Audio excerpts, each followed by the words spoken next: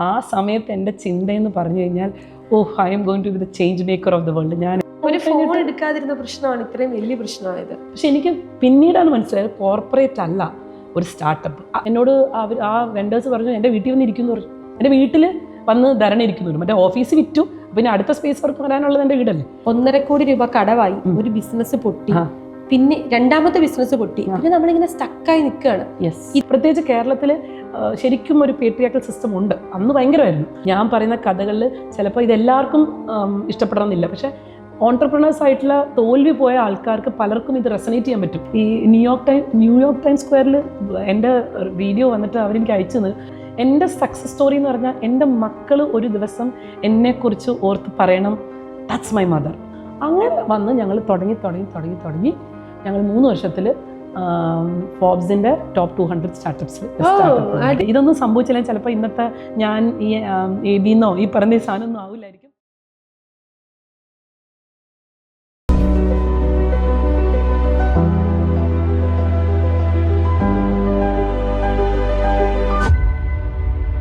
നമസ്കാരം, ഞാൻ അന്ന സുസൻ. സ്പാർക്കിന്റെ പുതിയൊരു എപ്പിസോഡിലേക്ക് ഹാർദമായ സ്വാഗതം.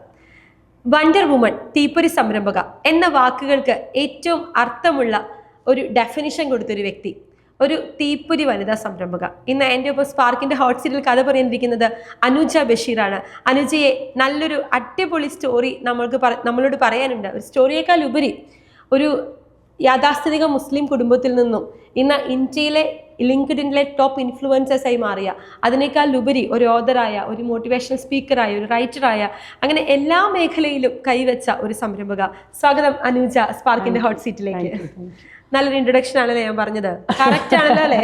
ഈ പറഞ്ഞ പോലെ ഒരുപാട് പ്രൊഫൈലിംഗ് ഉള്ളത് കാരണം തന്നെ ഈ കൂടുതൽ നീളുമ്പോൾ പല സാധനങ്ങളും മിസ് ചെയ്യുന്നില്ലേ. ഞാൻ എപ്പോഴും പറയുന്നത് I M always N entrepreneur is always N entrepreneur.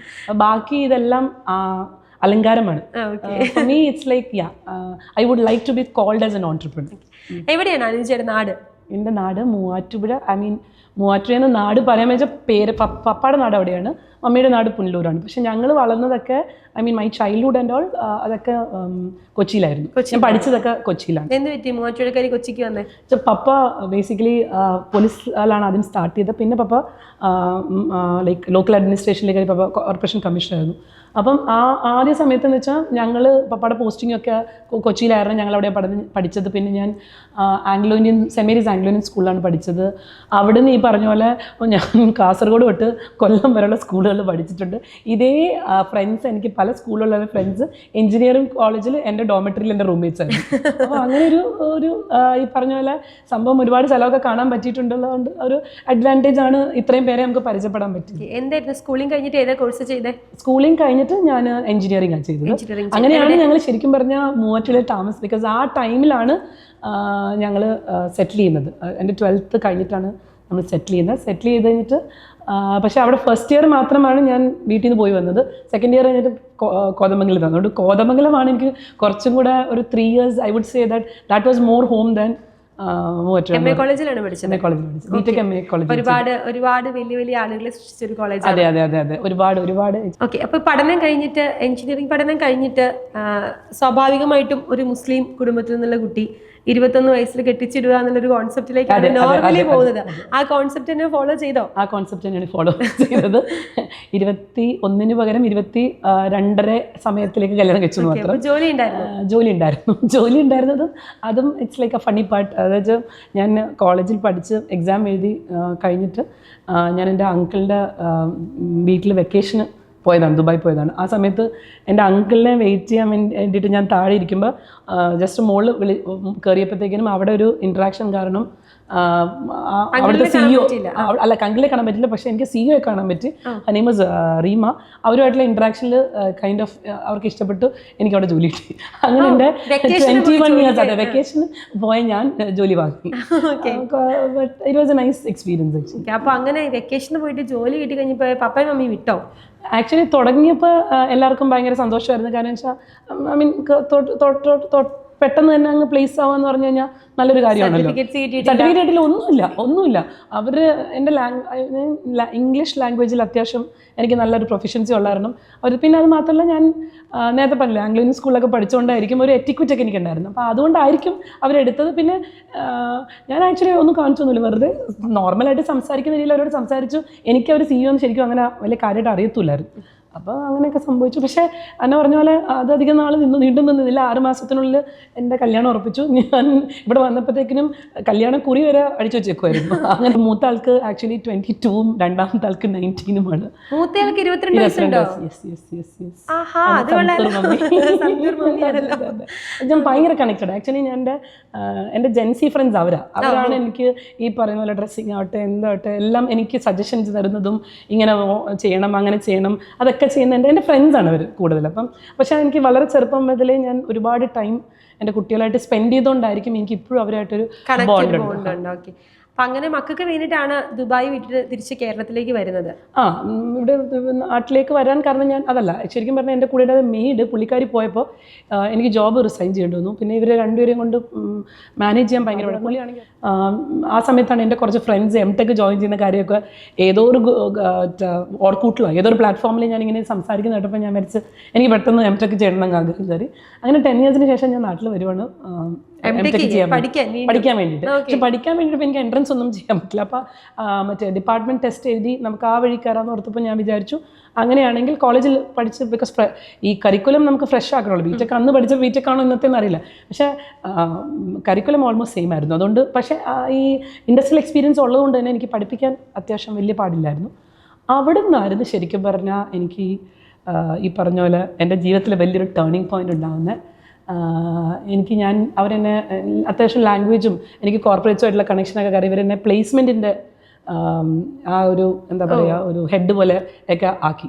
ആ സമയത്ത് ഞാൻ ഈ HR വേറൊരു മെയിൻ ആളുണ്ടായിരുന്നു, അതുകൂടാണ്ട് ഞാൻ ഹെൽപ്പ് ചെയ്യുമായിരുന്നു. അപ്പോൾ ഈ HR നമ്മൾ എപ്പോൾ കൊടുക്കുമ്പോൾ ഈ പിള്ളേർ എംപ്ലോയബിൾ അല്ല. ദോ ദേ ഹാവ് ലാംഗ്വേജ് പല സ്കിൽ സെറ്റ്സ് ഭയങ്കര കുറവാണ്.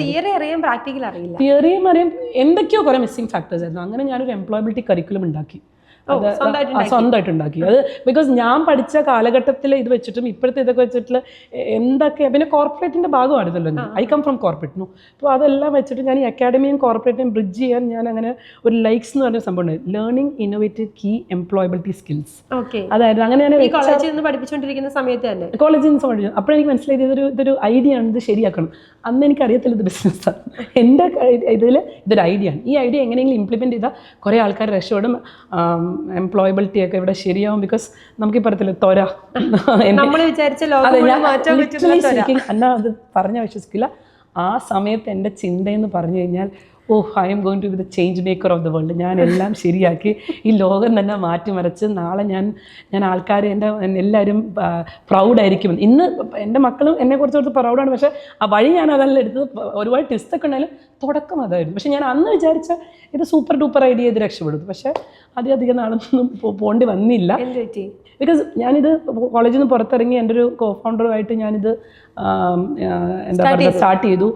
ഈ പറഞ്ഞ പോലെ ഞങ്ങൾ ഈ ദുബായിൽ നിന്ന് വന്ന ആൾക്കാരുടെ പ്രശ്നം തന്നത് തുടക്കം ഞാൻ ആ സമയത്തെ കാലഘട്ടം പറയുക, ഞങ്ങളെപ്പോഴും ഇൻഫ്രാസ്ട്രക്ചറിലൊക്കെ ഇത് ചെയ്ത് ബിക്കോസ് ആ ക്ലാസ്സൊക്കെ കീപ്പ് ചെയ്യുക. ഈ കോവിഡ് കഴിഞ്ഞപ്പോഴാണല്ലോ ആൾക്കാർക്ക് ഈ പറഞ്ഞ പോലെ ഫിസിക്കൽ സാധനത്തിലേക്ക് അധികം സ്പെൻഡ് ചെയ്യാതെ ഓൺലൈൻ ചെയ്ത്. നമ്മൾ വന്ന സമയം എന്ന് പറഞ്ഞാൽ 2013. അപ്പോൾ അന്ന് കാലത്തിൽ ശരിക്കും പറഞ്ഞാൽ ഓൺട്രപ്രണർഷിപ്പ് ഒന്നുമില്ല, ആൾക്കാർ കൂടുതലും ബിസിനസ്സിലായിരുന്നു. അപ്പം അത് കഴിഞ്ഞിട്ട് ഞാൻ എന്താ ചെയ്തതെന്ന് വെച്ച് കഴിഞ്ഞാൽ ഈ പറഞ്ഞ വലിയൊരു ഓഫീസ് എടുത്തു, അവിടെ ഇൻറ്റീരിയർ ചെയ്തു, 15,000 സാലറി വെച്ച് കൊടുത്തു. ബിക്കോസ് എൻ്റെ കോൺസെപ്റ്റ് 15,000 അന്ന് ബിക്കോസ് എൻ്റെ അഭിപ്രായത്തിൽ അങ്ങനെ പോകണം, അങ്ങനെ പോയാലേ ആ ക്ലാസ് കാണുള്ളൂ. ബിക്കോസ് നമ്മൾ അങ്ങനെയാണ് കോർപ്പറേറ്റ് കാണുന്നത്. പക്ഷെ എനിക്ക് പിന്നീടാണ് മനസ്സിലായത് കോർപ്പറേറ്റ് അല്ല ഒരു സ്റ്റാർട്ടപ്പ്. അപ്പോഴും വേറെ കോമഡി ഉണ്ട്, എനിക്കന്ന് അറിയത്തില്ല ഇത് സ്റ്റാർട്ടപ്പാണ്. ബിക്കോസ് നമ്മളൊരു ഐഡിയ വെച്ചല്ലേ ഇരുന്നു. അപ്പോൾ അധികം നാൾ പോയില്ല. അതുകൊണ്ട് കോർപ്പറേറ്റ് എന്താണെന്ന് അറിയില്ല, സ്റ്റാർട്ടപ്പ് എന്താണെന്ന് അറിയില്ല, ബിസിനസ് എന്താണെന്ന് അറിയില്ല. കോർപ്പറേറ്റിനെ കുറിച്ച് എനിക്കൊരു ഐഡിയ ഉണ്ട്, ബാക്കിയൊന്നും എനിക്ക് എന്താണെന്ന് അറിയത്തില്ല. അപ്പോൾ ആ ഐഡിയ ഞാൻ ഇവിടെ കൊണ്ട് ഇംപ്ലിമെൻറ്റ് ചെയ്യാൻ നോക്കി. ഐഡിയ മാത്രമല്ലേ ഉള്ളൂ, ഐഡിയ ഇംപ്ലിമെൻറ്റ് ചെയ്ത് പോയില്ല. അധികം വൈകാതെ തന്നെ 6 മാസം പോലും തികച്ചില്ല, അതിന് മുമ്പ് പൂട്ടിക്കെട്ടി. So that was my first failure. എത്ര രൂപ നഷ്ടം വന്നു? ഏതാണ്ട് ഒരു 10-18 ലക്ഷം രൂപ നഷ്ടം വന്നു. ഈ 18 ലക്ഷം രൂപ സ്പെൻഡ് ചെയ്യാൻ എവിടെ നിന്നാണ് കിട്ടിയേ? എൻ്റെ കുറച്ച് സേവിങ്സ് ഉണ്ടായിരുന്നു. പിന്നെ കുറച്ച് മമ്മിയുടെ നിന്നൊക്കെ വാങ്ങി, അങ്ങനെ കുറച്ച്. പക്ഷേ എൻ്റെ മേജർ സേവിങ്സ് എൻ്റെ തന്നെയായിരുന്നു. അതങ്ങ് പോയി കിട്ടി. കിട്ടിയപ്പോൾ അതിൽ കടവും വന്നില്ല. പിന്നെ അത് പതുക്കെ തന്നെ പിന്നീട് ഞാൻ അസോസിയേറ്റ് പ്രൊഫസറായിട്ട് ജോയിൻ ചെയ്ത് ഈ പറഞ്ഞ പോലെ കോളേജിൽ ഇരുന്നുകൊണ്ട് തന്നെ അത് പതുക്കെ എൻ്റെ തന്നെ ലൈബിലിറ്റി അല്ലേ, ഞാൻ ഉണ്ടാക്കിയതല്ലേ. അപ്പോൾ അതങ്ങനെ കുറച്ച് ഞാൻ സൈലൻ്റ് ആയിട്ട് ഇരുന്ന്. ബിക്കോസ് വീട്ടിൽ എന്നോട് പറഞ്ഞേക്കുന്ന എൻ്റെ പപ്പ പറഞ്ഞൊരു വേർഡ് ഉണ്ട്, ഓൺട്രപ്രണർഷിപ്പ് എന്ന കാര്യം ഇടരുത്. ഇപ്പോൾ ഈ എപ്പിസോഡ് കുറച്ച് കഴിയുമ്പോൾ എൻ്റെ ഫാദർ കാണും, പപ്പ കാണും. അപ്പം ഇന്ന് he's proud of me of what I do. പക്ഷെ അന്ന് ആ സമയം, അതായത് കാലഘട്ടത്തിലെ മനുഷ്യൻ്റെ പേഴ്സ്പെക്റ്റീവ് മാറുന്ന അന്ന് എൻ്റെ വീട്ടിൽ ആ വേർഡ് ബാൻഡായിരുന്നു. ആ വേർഡ് അങ്ങനെ മിണ്ടി കഴിഞ്ഞു കഴിഞ്ഞാൽ അപ്പോഴാണ് നമ്മൾ ബിസിനസ് പൊട്ടിയെന്നും ഇത്ര രൂപയുടെ കടമുണ്ടെന്നും പറയേണ്ട വരുന്നത്. അതെ അല്ല, പറഞ്ഞു എന്ന് വെച്ചാൽ അറിഞ്ഞില്ല, അല്ല പറയേണ്ട വന്നില്ല. അതിന് മുമ്പേ അവർ അറിഞ്ഞിട്ടാണല്ലോ അവർ പറഞ്ഞു ഇനി മേലെ ഈ സാധനം ചെയ്യരുതെന്ന്. ഇത് ചെയ്യേണ്ടെന്ന് പറയേണ്ട കാര്യം ഈ നഷ്ടം കൊണ്ടാണല്ലോ. പിന്നെ അത് കഴിഞ്ഞിട്ട് സങ്കടപ്പെട്ടിരുന്നോ? ഓഫ് കോഴ്സ് എനിക്ക് ഭയങ്കര സങ്കടമായിരുന്നു. കാര്യം വെച്ചാൽ നേരത്തെ പറഞ്ഞില്ലേ, എന്റെ കന്നി ബേബി എന്നൊക്കെ പറയത്തില്ലേ, അത് മാത്രം വേൾഡ് ചേഞ്ച് ചെയ്യാൻ ഇറങ്ങിയതാണല്ലോ. വേൾഡ് ചേഞ്ച് ചെയ്യാൻ ഇറങ്ങിയിട്ട് നമ്മൾ വീട്ടിലിരിക്കേണ്ട അവസ്ഥ മാത്രമല്ല, നമ്മുടെ തലയിൽ തോൽവി എന്ന സാധനം. അത് മാത്രമല്ല, ഞാൻ ഒരുവിധം കാര്യങ്ങളൊക്കെ ചെയ്യുമ്പോൾ സാധാരണ നല്ല പെർഫെക്റ്റ് ആയിട്ടാണ്. ഞാനൊരു വിർഗുവാണ്. അപ്പോൾ അത് പറഞ്ഞാൽ എല്ലാം നല്ല പെർഫെക്റ്റ് ചെയ്യുന്ന ആളായതുകൊണ്ട് ഞാനിങ്ങനെ വലിയ തോൽവികളൊന്നും കണ്ടിട്ടില്ല. ആദ്യമായിട്ടാണ് ഞാനൊരു സാധനത്തിൽ ഇറങ്ങിയിട്ട് ഇമ്മാരി പൊട്ടുന്നത്. അപ്പോൾ എനിക്കത് ശരിക്കും പറഞ്ഞാൽ എന്ന് പറഞ്ഞാൽ ഇതിനെക്കുറിച്ച് ഞാൻ അധികം പറഞ്ഞിട്ടില്ല. പക്ഷേ ശരിക്കും പറഞ്ഞാൽ ഫസ്റ്റ് തോൽവി എനിക്ക് ഭയങ്കര സങ്കടമായിരുന്നു. പിന്നെ അത് റിവൈവ് ചെയ്ത് ഞാൻ കോളേജിലൊക്കെ പോയി. പക്ഷെ അപ്പോഴും ഞാനുള്ളൂ ട്രെയിനിങ് കണ്ടിന്യൂ ചെയ്തുകൊണ്ടിരുന്നു. ഈവൻ കോളേജിൽ പ്രൊഫസറായിട്ട് ഇൻഡിപെൻഡൻ്റ് ആയിട്ട് ഞാൻ പഠിപ്പിക്കാൻ പോയി. പക്ഷേ ഇൻഡിപെൻഡൻ്റ് ആയിട്ട് ഞാൻ ഈ പറയുന്ന പോലെ ഈ കോഴ്സസ് ഒക്കെ ഞാൻ അന്ന് ഉണ്ടാക്കിയ സാധനങ്ങളൊക്കെ ഞാൻ കുറേയൊക്കെ ലെവറേജ് ചെയ്തു. എന്നാലല്ലേ മറ്റേ കുറേ പൈസയൊക്കെ ഉണ്ടായിരുന്നു തിരിച്ചു കൊടുക്കണം. അപ്പോൾ അങ്ങനെയൊക്കെ ചെയ്ത് അതൊന്ന് ബാലൻസ് ആയിട്ടൊക്കെ വന്നപ്പോഴത്തേക്കിനും വീണ്ടും എനിക്കൊന്ന് രണ്ടാമതും തുടങ്ങിയാൽ കൊള്ളാമോ എന്നൊക്കെ വീണ്ടും ജയിച്ച് അല്ല. പക്ഷെ അപ്പോൾ വീട്ടിനോട് പറഞ്ഞ് അതിനെക്കുറിച്ച് ചിന്തിക്കുക പോലും വേണ്ടെന്ന് പറഞ്ഞു.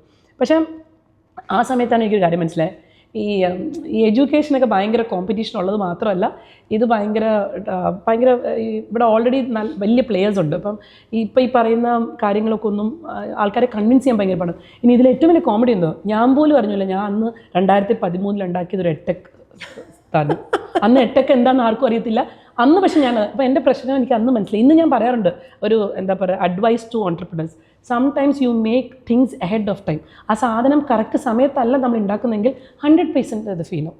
So that is what happened in my first കാലത്തിന് മുമ്പ് സഞ്ചരിച്ചതിൻ്റെ കുഴപ്പം. അപ്പോൾ അത് കഴിഞ്ഞിട്ട് രണ്ടാമത് എനിക്ക് മനസ്സിലായി, കോർപ്പറേറ്റിലേക്ക് പോയി. I am good at marketing. അപ്പം ഞാൻ ബിക്കോസ് ഞാൻ മാർക്കറ്റിംഗ് മാനേജറായിട്ടായിരുന്നു കോർപ്പറേറ്റിൽ നിന്ന് വന്ന്. പിന്നെ ഇവിടെ എൻ്റെ ബാക്ക്ഗ്രൗണ്ട് സിവിൽ എഞ്ചിനീയറിംഗ് ആയിരുന്നെങ്കിലും ഞാൻ എസ്റ്റിമേഷൻ മാനേജറായിരുന്നു. അപ്പം മാനേജിങ് ക്ലയൻസും അങ്ങനെയൊക്കെ ക്ലയൻറ്റ് റിലേഷൻഷിപ്പ്സും ഉണ്ട്. അപ്പം ഐ തോട്ട് പിന്നെ കൺവിൻസ് ചെയ്ത് എനിക്ക് സ്ട്രാറ്റജി ഉണ്ടായിരുന്നു എപ്പോഴും. അപ്പോൾ ഞാൻ അങ്ങനെ ഒരു മാർക്കറ്റിംഗ് സ്ട്രാറ്റജിയൊക്കെ വെച്ചിട്ട് ഞാൻ 2017 വീണ്ടും കമ്പനി സ്റ്റാർട്ട് ചെയ്തു. എന്തായിരുന്നു കമ്പനി? ഈ കമ്പനിയുടെ പേര് ഒറിയൻ തന്നെയായിരുന്നു. അന്നും എൻ്റെ കമ്പനിയുടെ പേര് ഒറിയൻ എന്നാണ്. അത് കഴിഞ്ഞു എൻ്റെ കമ്പനിയുടെ പേര് ഒറിയൻ എന്നായിരുന്നു. പിൽക്കാലത്ത് ഇപ്പോഴും എൻ്റെ കമ്പനിയുടെ പേര് ഒറിയൻ എന്നാണ്. ആ കാര്യത്തിൽ സക്സസ് നോക്കിയില്ല, അതിന് മുമ്പ് കുറേ കഥകളുണ്ട്, എത്തിയിട്ടില്ല അങ്ങോട്ടൊന്നും. അപ്പം ഈ പറഞ്ഞ ഇതിങ്ങനെ മാർക്കറ്റിംഗ് ഏജൻസി അത്യാവശ്യം നന്നായി പോയിക്കൊണ്ടിരിക്കുമായിരുന്നു. ആ സമയത്താണ് ഞങ്ങൾ ഫാമിലിയായിട്ട് സിംഗപ്പൂർ ഒരു ട്രിപ്പ് പോകുന്നത്. അപ്പോൾ ഞങ്ങൾ പോകുന്ന നേരത്തെ എൻ്റെ ഹസ്ബൻഡ് എന്നോട് പറഞ്ഞു ഫോൺ എടുക്കരുതെന്ന് പറഞ്ഞു. ബിക്കോസ് ഇതിൻ്റെ ഇടയിൽ ഇതെല്ലാം കൂടെ കഴിഞ്ഞ് ഫാമിലി ട്രിപ്പ് വന്നപ്പോൾ ഞാൻ ഫോൺ വീട്ടിൽ വെച്ചിട്ടാണ് പോയത്. അവിടെ പോയിട്ട് തിരിച്ചൊരു 13 days ട്രിപ്പായിരുന്നു. ഒരു 10 days ഒക്കെ ആയപ്പോഴത്തേനും എൻ്റെ മമ്മി വിളിച്ചപ്പോഴത്തേനും അവിടെ എന്തോ പ്രശ്നമുണ്ടെന്നൊക്കെ പറഞ്ഞപ്പോഴേ എനിക്ക് ഗട്ട് ഫീലിംഗ് ഉള്ളി വരുന്നുണ്ട്, അവിടെ എന്തോ പ്രശ്നമുണ്ട്. സംഭവിച്ചതെന്ന് വെച്ചാൽ ഞാൻ ഈ പറഞ്ഞ സ്ഥാപനത്തിൽ ഞാൻ എൻ്റെ എക്സ്ട്രാ വരുന്ന സ്പേസസൊക്കെ ഇല്ല, നല്ല ഇൻറ്റീരിയറൊക്കെ ചെയ്തതാണ് ഞങ്ങൾ. അപ്പോൾ ആ സ്പേസൊക്കെ ഞാൻ കുറച്ച് വേറെ വെഞ്ചേഴ്സിനൊക്കെ കൊടുത്തു. ഇന്നത്തെ കോവർക്കിംഗ് സ്പേസ് എക്സാക്ട്ലി. അപ്പം അന്നും ഹെഡ് ഓഫ് ടൈം ആയിട്ട് ഞാൻ പറഞ്ഞില്ല, ഇന്ന് എനിക്ക് പറയാം ഞാൻ അന്ന് സ്റ്റാർട്ട് ചെയ്തത് ആദ്യത്തെ ഇതായിരുന്നു. പക്ഷേ കേരളത്തിലെ ആദ്യത്തെ കോവർക്കിംഗ് ആയിരുന്നായിരിക്കും അറിഞ്ഞുകൂടാ. അപ്പം ഈ പറഞ്ഞ പോലെ അങ്ങനെ വന്നപ്പോൾ അതിലൊരു വെഞ്ചർ ചെയ്തുകൊണ്ടിരുന്ന ആൾ ഈ പറഞ്ഞ പോലെ വെണ്ടർക്ക് പൈസ കൊടുത്തില്ല.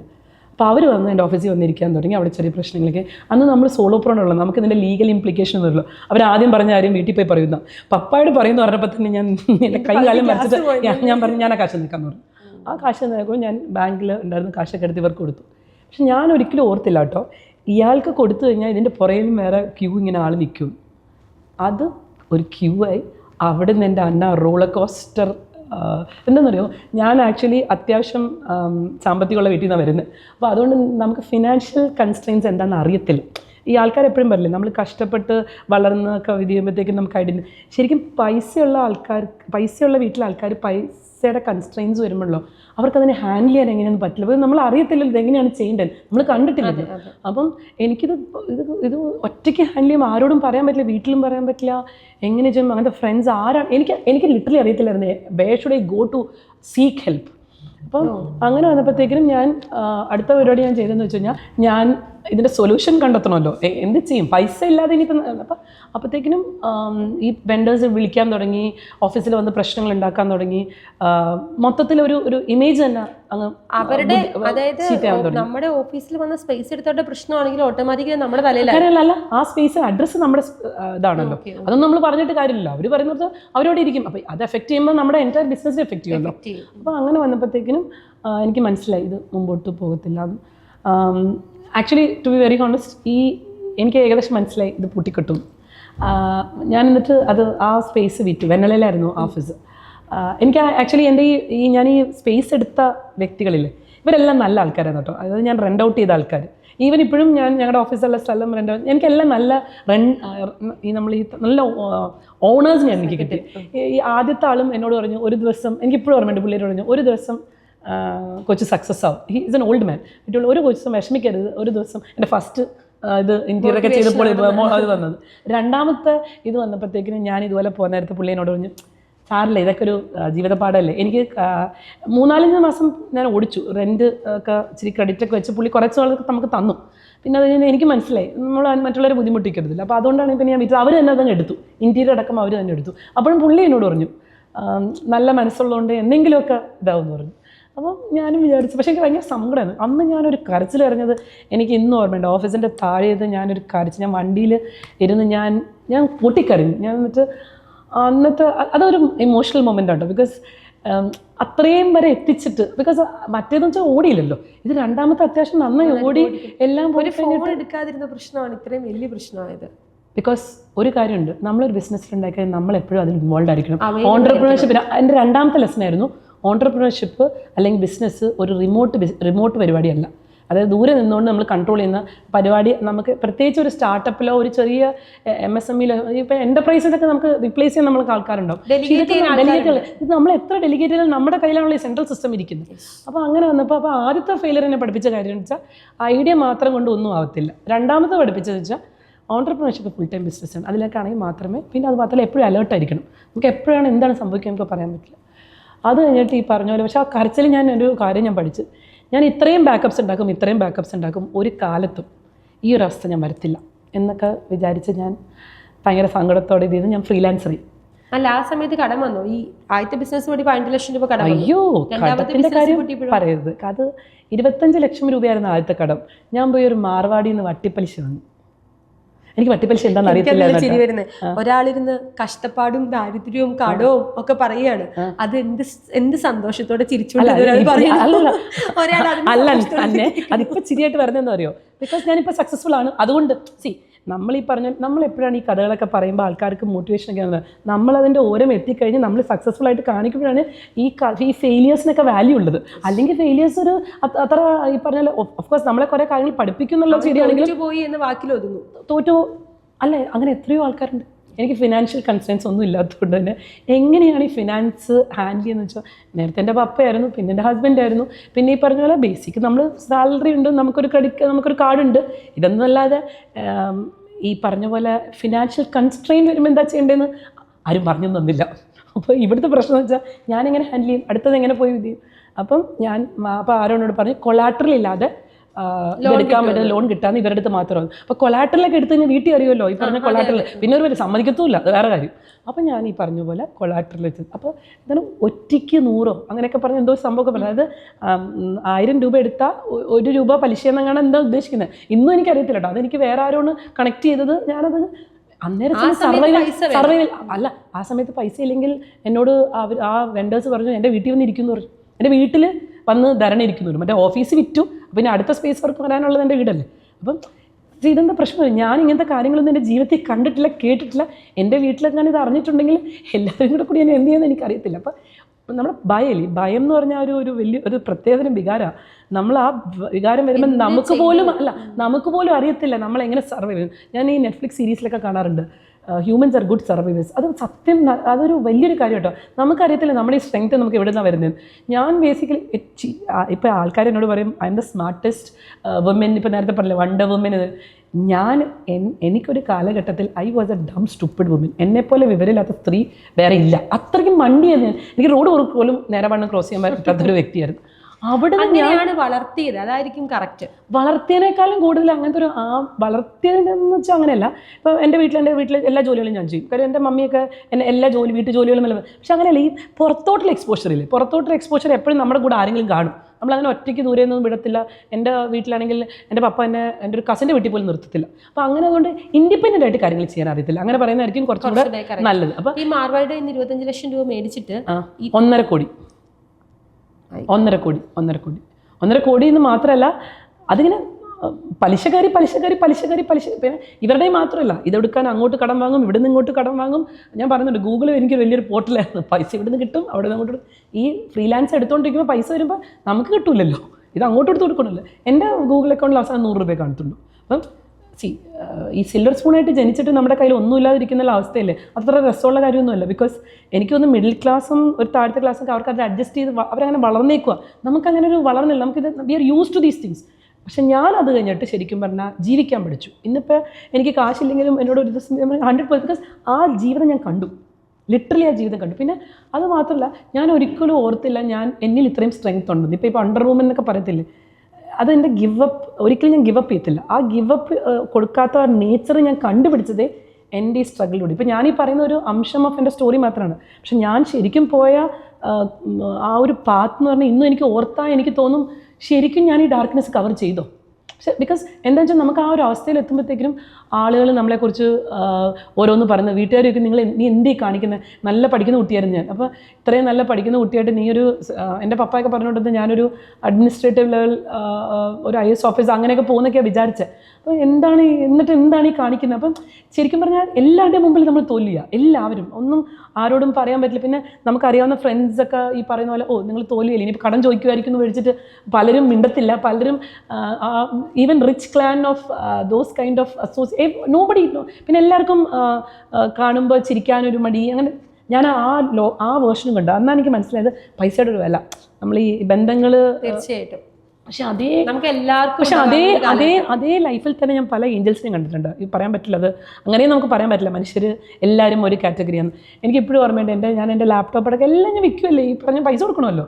അപ്പോൾ എനിക്ക് ഒരു ഹരി എന്ന് പറഞ്ഞ ഒരു ഫ്രണ്ട് ഉണ്ട് എൻ്റെ. അതെനിക്ക് ആ ഒരു സമയത്ത് പരിചയപ്പെട്ടതാണ്.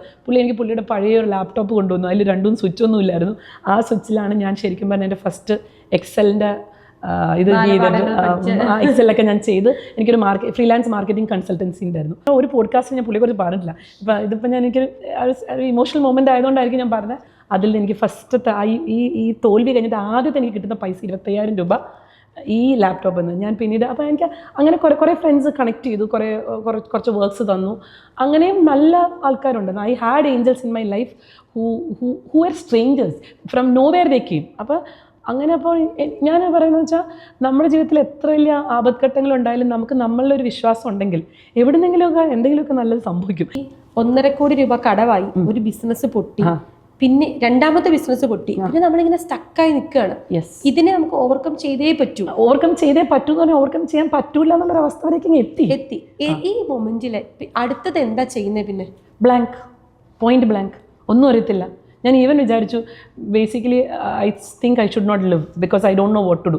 അങ്ങനെ ഒരു ഫീലിംഗ് വന്നു. ഞാൻ ചെയ്തൊന്നുമല്ല പറഞ്ഞത്, എനിക്ക് അങ്ങനെ ഒരു എൻ്റെ മക്കളോട് ഞാൻ എന്ത് പറയും? ഞാൻ ബേസിക്കലി ഇതിൽ ഏറ്റവും വലിയ എനിക്ക് എന്നോട് തന്നെയാണ് സങ്കടം. ഞാൻ ലോകത്തിലെ ഒരു വലിയൊരു തോൽവിയായിപ്പോയില്ലേ.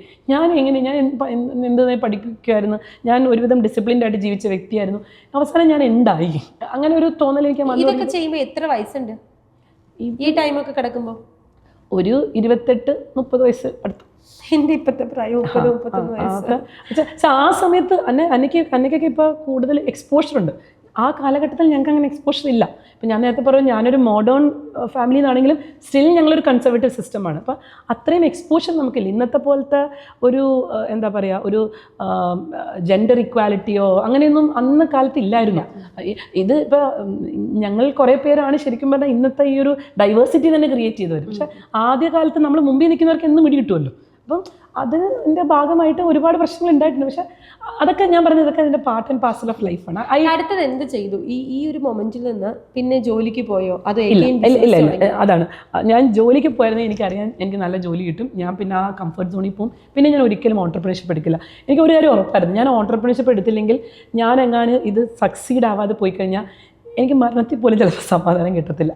അതുകൊണ്ട് പക്ഷെ അതൊരു ഭയങ്കര റിസ്ക് ആയിരുന്നു. എല്ലാവരും എന്നോട് എത്രയോ ഫ്രണ്ട്സ് പറഞ്ഞല്ലോ, ഇതിൻ്റെ ആവശ്യം നിനക്കില്ല, നിനക്ക് ആരും പ്രൂവ് ചെയ്യേണ്ട ആവശ്യമില്ല, നീ തിരിച്ച് എന്നെ തന്നെ പ്രൂവ് ചെയ്യണം. എന്നെ തന്നെ പ്രൂവ് ചെയ്യുന്നത് മാത്രമല്ല, എനിക്ക് ശരിക്കും പറഞ്ഞിട്ടുണ്ടല്ലോ അതിൻ്റെ ഇൻറ്റഗ്രിറ്റിയുടെ ഭാഗമായി ഇപ്പോൾ ഞാൻ ഒന്നുമല്ല എന്നുള്ളത്. ഞാൻ ഇനിയിപ്പോൾ അവിടെ പോയാൽ എൻ്റെ കോൺഫിഡൻസ് എനിക്ക് ഇങ്ങനെ തിരിച്ചു കിട്ടും. അത് എനിക്ക് തോന്നുന്നു, ഞാൻ പറഞ്ഞില്ലേ, that is a will of a woman. ഇല്ല, അങ്ങനെ ഞാൻ എവിടെയാണെങ്കിലും ഞാൻ തിരിച്ച് ആ സ്റ്റേറ്റസ് കോയിൽ ആക്കിയിട്ട് പിന്നെ ഞാൻ വിട്ടാലും എനിക്ക് കുഴപ്പമില്ല. പക്ഷെ ഞാൻ തിരിച്ച് പിടിക്കും. അവിടെ നിന്ന് തുടങ്ങി ആദ്യം 25,000 രൂപ കിട്ടി, പിന്നെ 2 ലക്ഷം രൂപ കിട്ടി, പിന്നെ ഞാനൊരു ക്യാമ്പയിൻ ചെയ്തു, അതിൽ നിന്ന് ഒരു 5 ലക്ഷം രൂപ കിട്ടി. പിന്നെ ആ സമയത്താണ് എനിക്കൊരു ടെക്നിക്കൽ നോ ഹൗ അറിയാവുന്ന ഒരാളെ വേണം, I want techie because I am good with strategies. പക്ഷേ എനിക്ക് ടെക്നിക്കലായിട്ടുള്ള നോ ഹൗ വളരെ കുറവായിരുന്നു. അപ്പോൾ ആ സമയത്താണ് ഞാൻ ഒരു പുള്ളിക്കാരനെ പോയി കണ്ട് അപ്പോൾ പുള്ളിക്കാരൻ എന്നോട് പറഞ്ഞു, എനിക്ക് നിന്നെ എഫേർഡ് ചെയ്യാൻ പറ്റില്ല ബിക്കോസ് യു ആർ കോസ്റ്റ്ലി. പിന്നെ രണ്ടാമത് അപ്പോൾ ഞാൻ പറഞ്ഞു നമുക്ക് അസോസിയേറ്റ് ചെയ്ത് കൊടുക്കും. പുള്ളിയോട് പറഞ്ഞു, താങ്കൾ വലിയ ആളൊക്കെ ആയിരിക്കും, പക്ഷേ ഇപ്പോൾ തോൽവിയാണ്. അപ്പോൾ അതുകൊണ്ട് ഒരു സമയം നമ്മൾ എപ്പോഴും ഈക്വൽസ് തമ്മിലാണല്ലോ ബിസിനസ് ചെയ്യുന്നത്. അപ്പോൾ അതുകൊണ്ട് അങ്ങനെ എന്തെങ്കിലും ഉണ്ടെങ്കിൽ നമുക്ക് ചിന്തിക്കാമെന്ന് പറഞ്ഞു. അതെനിക്ക് ഈഗോയെ ഹേർട്ട് ചെയ്തു, സീരിയസ്ലി എൻ്റെ ഈഗോയെ ഹേർട്ട് ചെയ്ത്. ഞാൻ പോയി ഒരു വേറൊരു പ്രോജക്റ്റൊക്കെ എടുത്ത് അതിൽ നിന്ന് ഞാനൊരു മാർക്കറ്റിംഗ് സ്ട്രാറ്റജിയൊക്കെ ചെയ്ത് ഞാനൊരു 7 lakhs ഞാൻ ഇത് ചെയ്തു. അപ്പോൾ 2 lakhs എക്സ്പെൻസിലേക്ക് പോയി, ബാക്കി ഞാൻ അവിടെ കൊണ്ടുപോയി ആ ഫസ്റ്റത്തെ ഇൻസ്റ്റാൾമെൻറ്റ് കൊണ്ടുകൊടുത്തു. ഇതാണ് എൻ്റെ കോൺട്രിബ്യൂഷൻ, നമുക്ക് ഇനി തുടങ്ങാവുന്നത്. ആ പുള്ളിയാണ് എൻ്റെ ഇന്നത്തെ വിനോദ് ചാക്കോ. അവിടുന്ന് അങ്ങോട്ട് ഞങ്ങൾ എപ്പോഴും ഞങ്ങൾ ഒരുമിച്ചായിരുന്നു. എല്ലാ സാധനങ്ങളും ഞങ്ങൾ ടുഗെദർ നല്ല സിനർജിയാണ്. പക്ഷേ I really like his attitude. പുള്ളി ഈ പറയുന്ന പോലെ ആ ഒരു സിറ്റുവേഷനിൽ വേറെ എന്തെങ്കിലും ലെവറേജ് ചെയ്ത് വർത്താനം പറയുമോ അങ്ങനെ ചെയ്തത്. പുള്ളി ആക്ച്വലി എന്നെ ട്രിഗർ ചെയ്തത് literally speaking, if you want to നമുക്ക് എന്തെങ്കിലും ഒരുമിച്ച് ചെയ്യണമെങ്കിൽ എന്തായിരിക്കും നിനക്ക് കോൺട്രിബ്യൂട്ട് ചെയ്യാൻ പറ്റുക, ബിക്കോസ് പൈസ ഇല്ലെങ്കിൽ നമുക്ക് ബിസിനസ് ചെയ്യാൻ പറ്റില്ലല്ലോ. അപ്പം ആ കാര്യത്തിൽ എനിക്ക് തോന്നുന്നു. പിന്നെ ഈവൻ എൻ്റെ ഈഗോ ഒരു ഹേർട്ട് ചെയ്തതുകൊണ്ട് എനിക്ക് ആ ഒരു വാശിയേക്കാളും കൂടുതൽ എനിക്കത് പ്രൂവ് ചെയ്യണമായിരുന്നു. അപ്പം അങ്ങനെ ഇന്നെനിക്ക് പ്രൂവ് ചെയ്യാൻ പോലും വേണ്ട കേട്ടോ. പക്ഷെ നമുക്ക് പറ്റും, ഓരോ സ്റ്റേജിൽ ഓരോ ചിന്താഗതിയാണല്ലോ നമ്മൾ. അപ്പോൾ അവിടെ നിന്ന് ഈ പറഞ്ഞ പോലെ ഇത് ചെയ്ത് ഒരുവിധമൊക്കെ നമ്മൾ മുമ്പോട്ട് പോയി അത്യാവശ്യം നല്ല പ്രോജക്ട്സ് ഒക്കെ കിട്ടി. ഒരു സ്പെഷ്യാലിറ്റി ക്ലിനിക്കിൻ്റെ പ്രൊജക്റ്റ് കിട്ടി. നമ്മൾ വലിയ സ്വസ്ഥമായിട്ട് പോയിക്കൊണ്ടിരിക്കുമ്പോഴാണ് ആൾക്കാരൊക്കെ പറഞ്ഞ് മാസ്ക് ഒക്കെ ഇട്ട് നടക്കുന്നു, എന്തൊക്കെയോ പ്രശ്നങ്ങളാണെന്നൊക്കെ പറയുന്നു. ഞാൻ കേൾക്കുന്നുണ്ട്. പക്ഷേ നമുക്ക് അപ്പോൾ ഒരു ദിവസം പറയുന്നു ലോക്ക്ഡൗൺ ആണ്, പോകാൻ പറ്റില്ല പുറത്തുനിന്ന്. ഞാൻ പറഞ്ഞു പിന്നെ ഞാൻ പോകും, ആര് എതിർത്താലും ഞാൻ പോകും. അപ്പോൾ ഗവൺമെൻറ് ലോക്ക്ഡൗൺ ആണ് പ്രഖ്യാപിച്ചേക്കുന്നത് പറ്റപ്പോൾ ഞാൻ എൻ്റെ മമ്മിയൊക്കെ വീട്ടിൽ വിളിച്ചപ്പോൾ മമ്മി പറഞ്ഞു ഭയങ്കര സീരിയസ് ആണ് കോവിഡ് അങ്ങനെയൊക്കെ ഇരുന്നു. അപ്പോൾ ഞാൻ പറഞ്ഞു അതൊന്നുമില്ല, ഞാൻ പോകും. പക്ഷേ അപ്പോഴെനിക്ക് മനസ്സിലായി ഇത് സീരിയസ് ആണ്, അത് വേൾഡ് കൺട്രിയിലേക്ക് വെച്ച് ഏറ്റവും വലിയ പേമാരി നമ്മൾ ഇത് ചെയ്തുകൊണ്ടിരിക്കുക. ഞാൻ സത്യമായിട്ട് തന്നെ ഞാൻ എൻ്റെ ഡൈനിങ് ടേബിൾ ഒരു ഇരുന്നിട്ട് ഞാൻ ആലോചിച്ചത് ദൈവമേ അടുത്ത തോൽവിയോ, ഇത് തീരത്തില്ലേ, ഈ ലൂപ്പ് തീരത്തില്ലേ. ശരിക്കും ഇത് പറയുമ്പോൾ ഭയങ്കര രസമായിട്ടാണ് ഇപ്പോൾ ഞാൻ ചിരിച്ചോണ്ടാണ് പറയുന്നത്. പക്ഷെ അത് അനുഭവം ഉണ്ടല്ലോ, ഞാൻ ഇരിപ്പെന്ന് പറഞ്ഞതെന്ന് അറിയോ, ഞാൻ ആലോചിക്കും ഇനി ഞാൻ എന്താ ചെയ്യണ്ടേ. നമ്മളിപ്പോൾ അറിയില്ല ഗിവ് അപ്പ് ചെയ്യില്ല എന്നൊക്കെ പറഞ്ഞാലും ഇതങ്ങോട്ട് അടുത്ത വള്ളി കണക്ട് ചെയ്യുന്ന അടുത്ത കടങ്ങൾ തീർത്തും സമാധാനമായിട്ടിരിക്കുന്ന ഞാൻ ആലോചിക്കുമായിരുന്നു. അപ്പം അതൊന്ന് കറക്റ്റ് ഒന്ന് കടമൊക്കെ ഇത് ഒതുങ്ങി എവിടെയെങ്കിലുമൊക്കെ ഒന്ന് ഓരം പിടിച്ചുകൊണ്ടിരിക്കുമ്പോഴാണ് ഇത് വന്നത്. ആ സമയത്ത് ഈ പറഞ്ഞ പോലെ മക്കളും തിരിച്ചു വന്നിരുന്നു. ഈ പറഞ്ഞ കോവിഡാണല്ലോ. അപ്പോൾ ഈ പറഞ്ഞ രാവിലെ കുക്ക് ചെയ്യും, വീണ്ടും കുക്ക് ചെയ്യും, ഈ പറഞ്ഞ പോലെ എന്നിട്ട് FB പോസ്റ്റ് ഇട്ടുകൊണ്ടിരിക്കും. അതൊക്കെയായിരുന്നു പണി. അപ്പം പിന്നെ എനിക്ക് സങ്കടപ്പെട്ടൊരു കാര്യമില്ല, വേറെ ഒന്നുമില്ലല്ലോ. പിന്നെ അപ്പോൾ ആരോ എന്നോട് പറഞ്ഞു ലോകമൊക്കെ അവസാനിക്കാൻ പോയില്ലേ. അപ്പോൾ ലോകമൊക്കെ അവസാനിക്കുമ്പോൾ നമ്മളിനി എന്തിനാ ബാക്കിക്കുറിച്ച് ചിന്തിക്കുന്നത്. പക്ഷെ അപ്പോഴും ഞാൻ ആലോചിച്ചെന്നറിയോ, ലോകമൊക്കെ അവസാനിക്കാൻ പോകും, അപ്പോൾ അതിൻ്റെ അർത്ഥം ഇനി എനിക്ക് ഈ തോൽവി തിരുത്താൻ പറ്റില്ല. അപ്പോൾ ഞാൻ ലോകം അവസാനിക്കുന്നതിന് മുമ്പ് ഞാൻ തോൽവിയായിട്ട് തന്നെ ആയിരിക്കും ഞാൻ മരിക്കേണ്ടി വരിക. ഞാൻ ഇതിനെക്കുറിച്ച് ഓർത്തിരിക്കുന്നത് പേടിയാണ്. രാത്രിയാകുമ്പോൾ എനിക്ക് ടെൻഷനാണ്. അപ്പോൾ അങ്ങനെ വന്നപ്പോഴത്തേക്കിനും അല്ല ഇപ്പൊ അനുജ ഇതൊക്കെ ചിരിച്ചോണ്ടാ പറയുന്നെങ്കിലും ഈ സിറ്റുവേഷനിലൂടെ കടന്നു പോയേക്കുന്ന അല്ലെങ്കിൽ ഇപ്പൊ കടന്നു പോകുന്നോണ്ടിരിക്കുന്ന ആൾക്കാർക്ക് 100% ഞാൻ ഫിനാൻസ് വിച്ചാറിന്റെ ഇന്റർവ്യൂ കൊടുത്തോണ്ട് ഞാൻ പല പോഡ്കാസ്റ്റുകൾ എടുത്തപ്പോഴും ഞാൻ പല സ്പീക്കർ സെഷനിൽ ഇത് പറഞ്ഞിട്ടുണ്ട്. അതിൽ എന്തോരം ഇപ്പം എൻ്റെ ലിങ്ക്ഡിൻ ഇടയ്ക്ക് എന്തോരം ആൾക്കാർ അതിനെക്കുറിച്ച് എഴുതാറുണ്ടെന്ന്. ബിക്കോസ് ഇത് റെസനേറ്റ് ചെയ്യുമല്ലോ, അതായത് ആ വികാരത്തിൽ കൂടെ പോയാൽ അല്ലെങ്കിൽ ആ അത് ടൈനി ഡീറ്റെയിലിംഗ് മനസ്സിലാവും. കാരണം എന്താണെന്ന് വെച്ചാൽ ഞാൻ ഇതുപോലെ ഞാനും രംഗും കൂടി ഒരു ദിവസം അങ്ങോട്ടും ഇങ്ങോട്ടും ചോദിച്ചിട്ടുണ്ട് നമ്മളിനി എന്ത് ചെയ്യും, കാരണം മുന്നോട്ടൊന്നും ചെയ്യാനില്ല. കറക്റ്റ്, ഒന്നും ചെയ്യാനില്ല.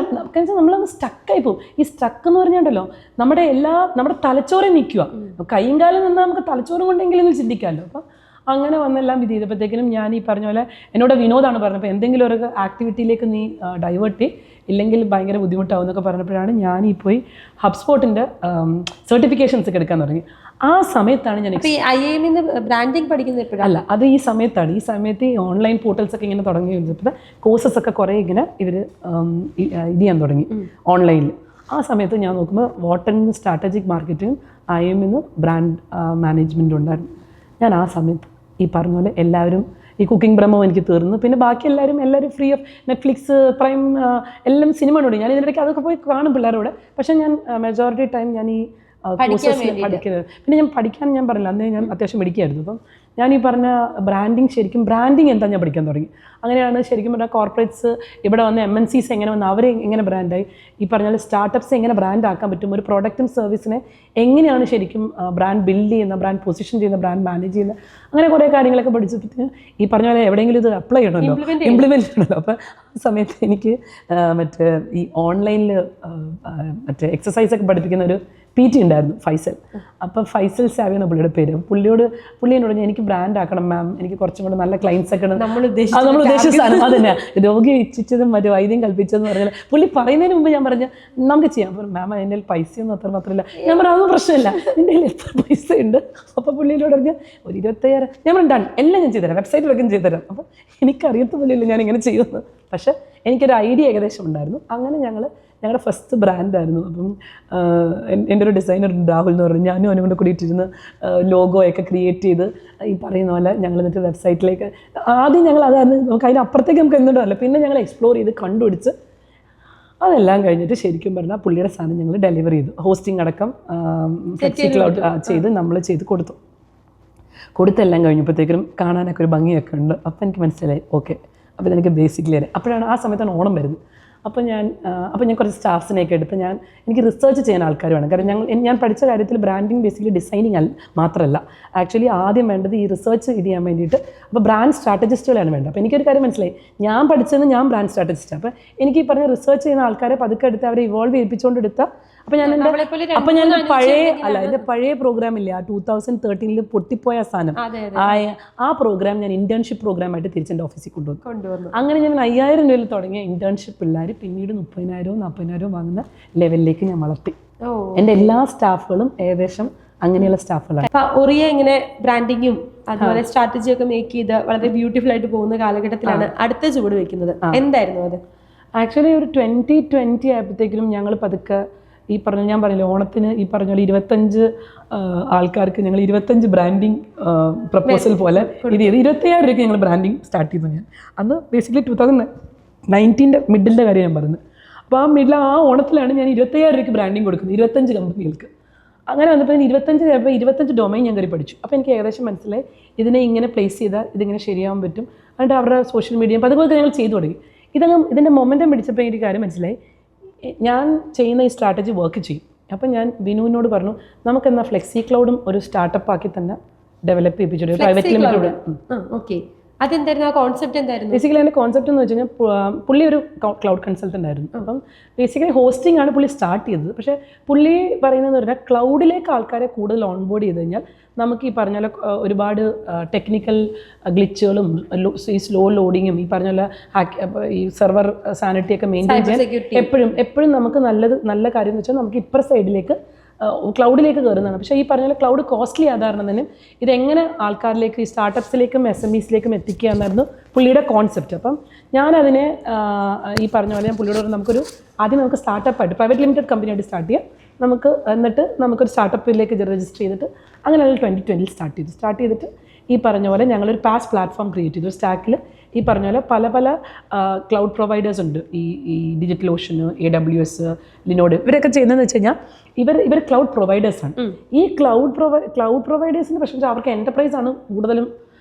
ഈ സ്റ്റാർട്ടപ്പ് ഒക്കെ അവർ പറയുമെങ്കിലും അവരുടെ major chunk of income create ചെയ്യുന്നത് ഇവരിൽ നിന്നാണ്. പക്ഷെ ഒരു SMEസിനെയും സ്റ്റാർട്ടപ്സിനെയും SMBസിനെയൊക്കെ അങ്ങനെ കാര്യമായിട്ട് അവർ നോക്കില്ല. ചെറിയ പ്രൈസ് അല്ലേ, ചെറിയ cash price, I mean ticket price വളരെ കുറവല്ലേ. അപ്പോൾ അത് കാരണം ഇവർ പലപ്പോഴും അൺഅറ്റൻഡഡ് ആണ്. എന്നാൽ രണ്ടാമത്തെ കാര്യം വെച്ചാൽ ഇവർക്കൊരു ഗ്ലിച്ചോ അങ്ങനെ ഉണ്ടായിക്കഴിഞ്ഞാൽ ഇവരുടെ കയ്യിൽ ഇൻഹൗസ് ആയിട്ട് ഒരാളുണ്ടാവത്തില്ല ഇത് ശരിയാക്കി കൊടുക്കാൻ. പിന്നെ ഇവർ പോകേണ്ടത് ഒരു കൺസൾട്ടൻ്റെ അടുത്തായിരിക്കും. അവിടെ മിക്കവാറും നല്ല കൺസൾട്ടൻ്റെ അടുത്താണ് പോകണമെങ്കിൽ ഇവർക്ക് നല്ല പൈസ ശരിയാക്കാൻ വേണ്ടി വരും. എക്സാക്ട്ലി. അപ്പോൾ അങ്ങനെ വരുമ്പോഴത്തേക്കും നമ്മൾ ഈ പറഞ്ഞ പോലെ ഒരു പ്ലാറ്റ്ഫോം ഉണ്ടാക്കിയപ്പോൾ നമ്മൾ ഈ പറഞ്ഞ പോലെ നമുക്ക് സെർവർ ഞങ്ങൾ മാനേജ് ചെയ്തോളാം. നിങ്ങളുടെ ക്ലൗഡ് എടുക്കുന്ന മാത്രമല്ല, ഞങ്ങൾ സെർവർ കൂടെ നിങ്ങൾ മാനേജ് ചെയ്തോളാം. അപ്പം നിങ്ങൾക്ക് ഇതിന്റെ തലവേദന നോട്ടെടുക്കേണ്ട ആവശ്യമില്ല. ചെറിയ പൈസക്ക് ഞങ്ങൾ കൊടുത്തു. അപ്പം ഞങ്ങൾ തുടക്കമേ ചെറിയ പൈസ കൊണ്ട് ഞങ്ങളൊരു ഓപ്ഷൻ വെച്ചു, സ്കെയിലബിൾ പ്ലാനിങ്. അതായത് നിങ്ങൾ വളരുന്നതനുസരിച്ച് ഞങ്ങളുടെ സർവീസ് കൂട്ടി നമുക്ക് ഈ പറയുന്ന പ്ലാൻ കൂട്ടി പോയപ്പോൾ അതൊന്ന്. രണ്ടാമത് ഞങ്ങളുടെ അഡ്വാൻറ്റേജ് എന്ന് വെച്ചാൽ നമ്മൾ ഒരു പർട്ടിക്കുലർ ആപ്ലിക്കേഷൻ മാത്രത്തിൽ റെസ്ട്രിക്റ്റഡ് അല്ല. നമ്മൾ ഈ പറഞ്ഞ പോലെ വേർഡ് പ്രസ് കൊടുക്കും, മെജൻഡോ കൊടുക്കും, റിയാക്ട് ജേസ് കൊടുക്കും. അപ്പോൾ അത് കാരണം തന്നെ ഇപ്പോൾ ഇൻസ്റ്റയൊക്കെ വേർഡ് പ്രസ് മാത്രമേ ചെയ്യത്തുള്ളൂ. അപ്പോൾ അതുകൊണ്ട് തന്നെ ആപ്ലിക്കേഷൻ റെസ്ട്രിക്ഷൻ ഇല്ലാപ്പോൾ തന്നെ കുറേ ആൾക്കാർ വരാൻ തുടങ്ങി. പിന്നെ ഒരു കാര്യം, ലൊക്കേഷൻ ഞങ്ങൾക്ക് പ്രശ്നമില്ല. ഞങ്ങൾക്ക് എവിടെ വേണമെങ്കിലും ലൊക്കേഷൻ ചെയ്യാം. ബിക്കോസ് വിനോദിന് ഈ കാര്യത്തിൽ പുള്ളി ഒരു പ്രോ ആണ്. പിന്നെ അടുത്ത ഇതെന്ന് വെച്ച് കഴിഞ്ഞാൽ നമ്മൾ ഈ പറഞ്ഞ പോലെ ഈ ബാക്കപ്പ് ഇല്ലേ, അത് ഞങ്ങൾ സ്റ്റോർ ചെയ്യാൻ പഠിച്ചു. അതായത് ഇൻ കേസ് എന്തെങ്കിലും ഗ്ലിച്ച് വന്നു കഴിഞ്ഞാലും ഞങ്ങളുടെ കയ്യിൽ ഇവരുടെ കണ്ടന്റിൻ്റെ ബാക്കപ്പ്, ആപ്ലിക്കേഷൻ ബാക്കപ്പ് ഞങ്ങളുടെ ഉണ്ടാവും. തിരിച്ച് നമുക്ക് റിസ്റ്റോർ ചെയ്താൽ മതി.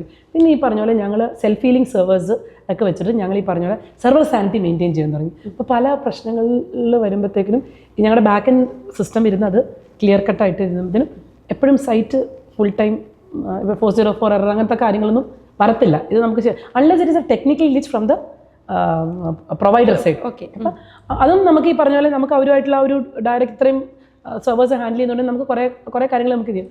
അങ്ങനെ വന്ന് ഞങ്ങൾ തുടങ്ങി ഞങ്ങൾ 3 വർഷത്തിൽ ഫോബ്സിന്റെ ടോപ്പ് 200 സ്റ്റാർട്ടപ്സിൽ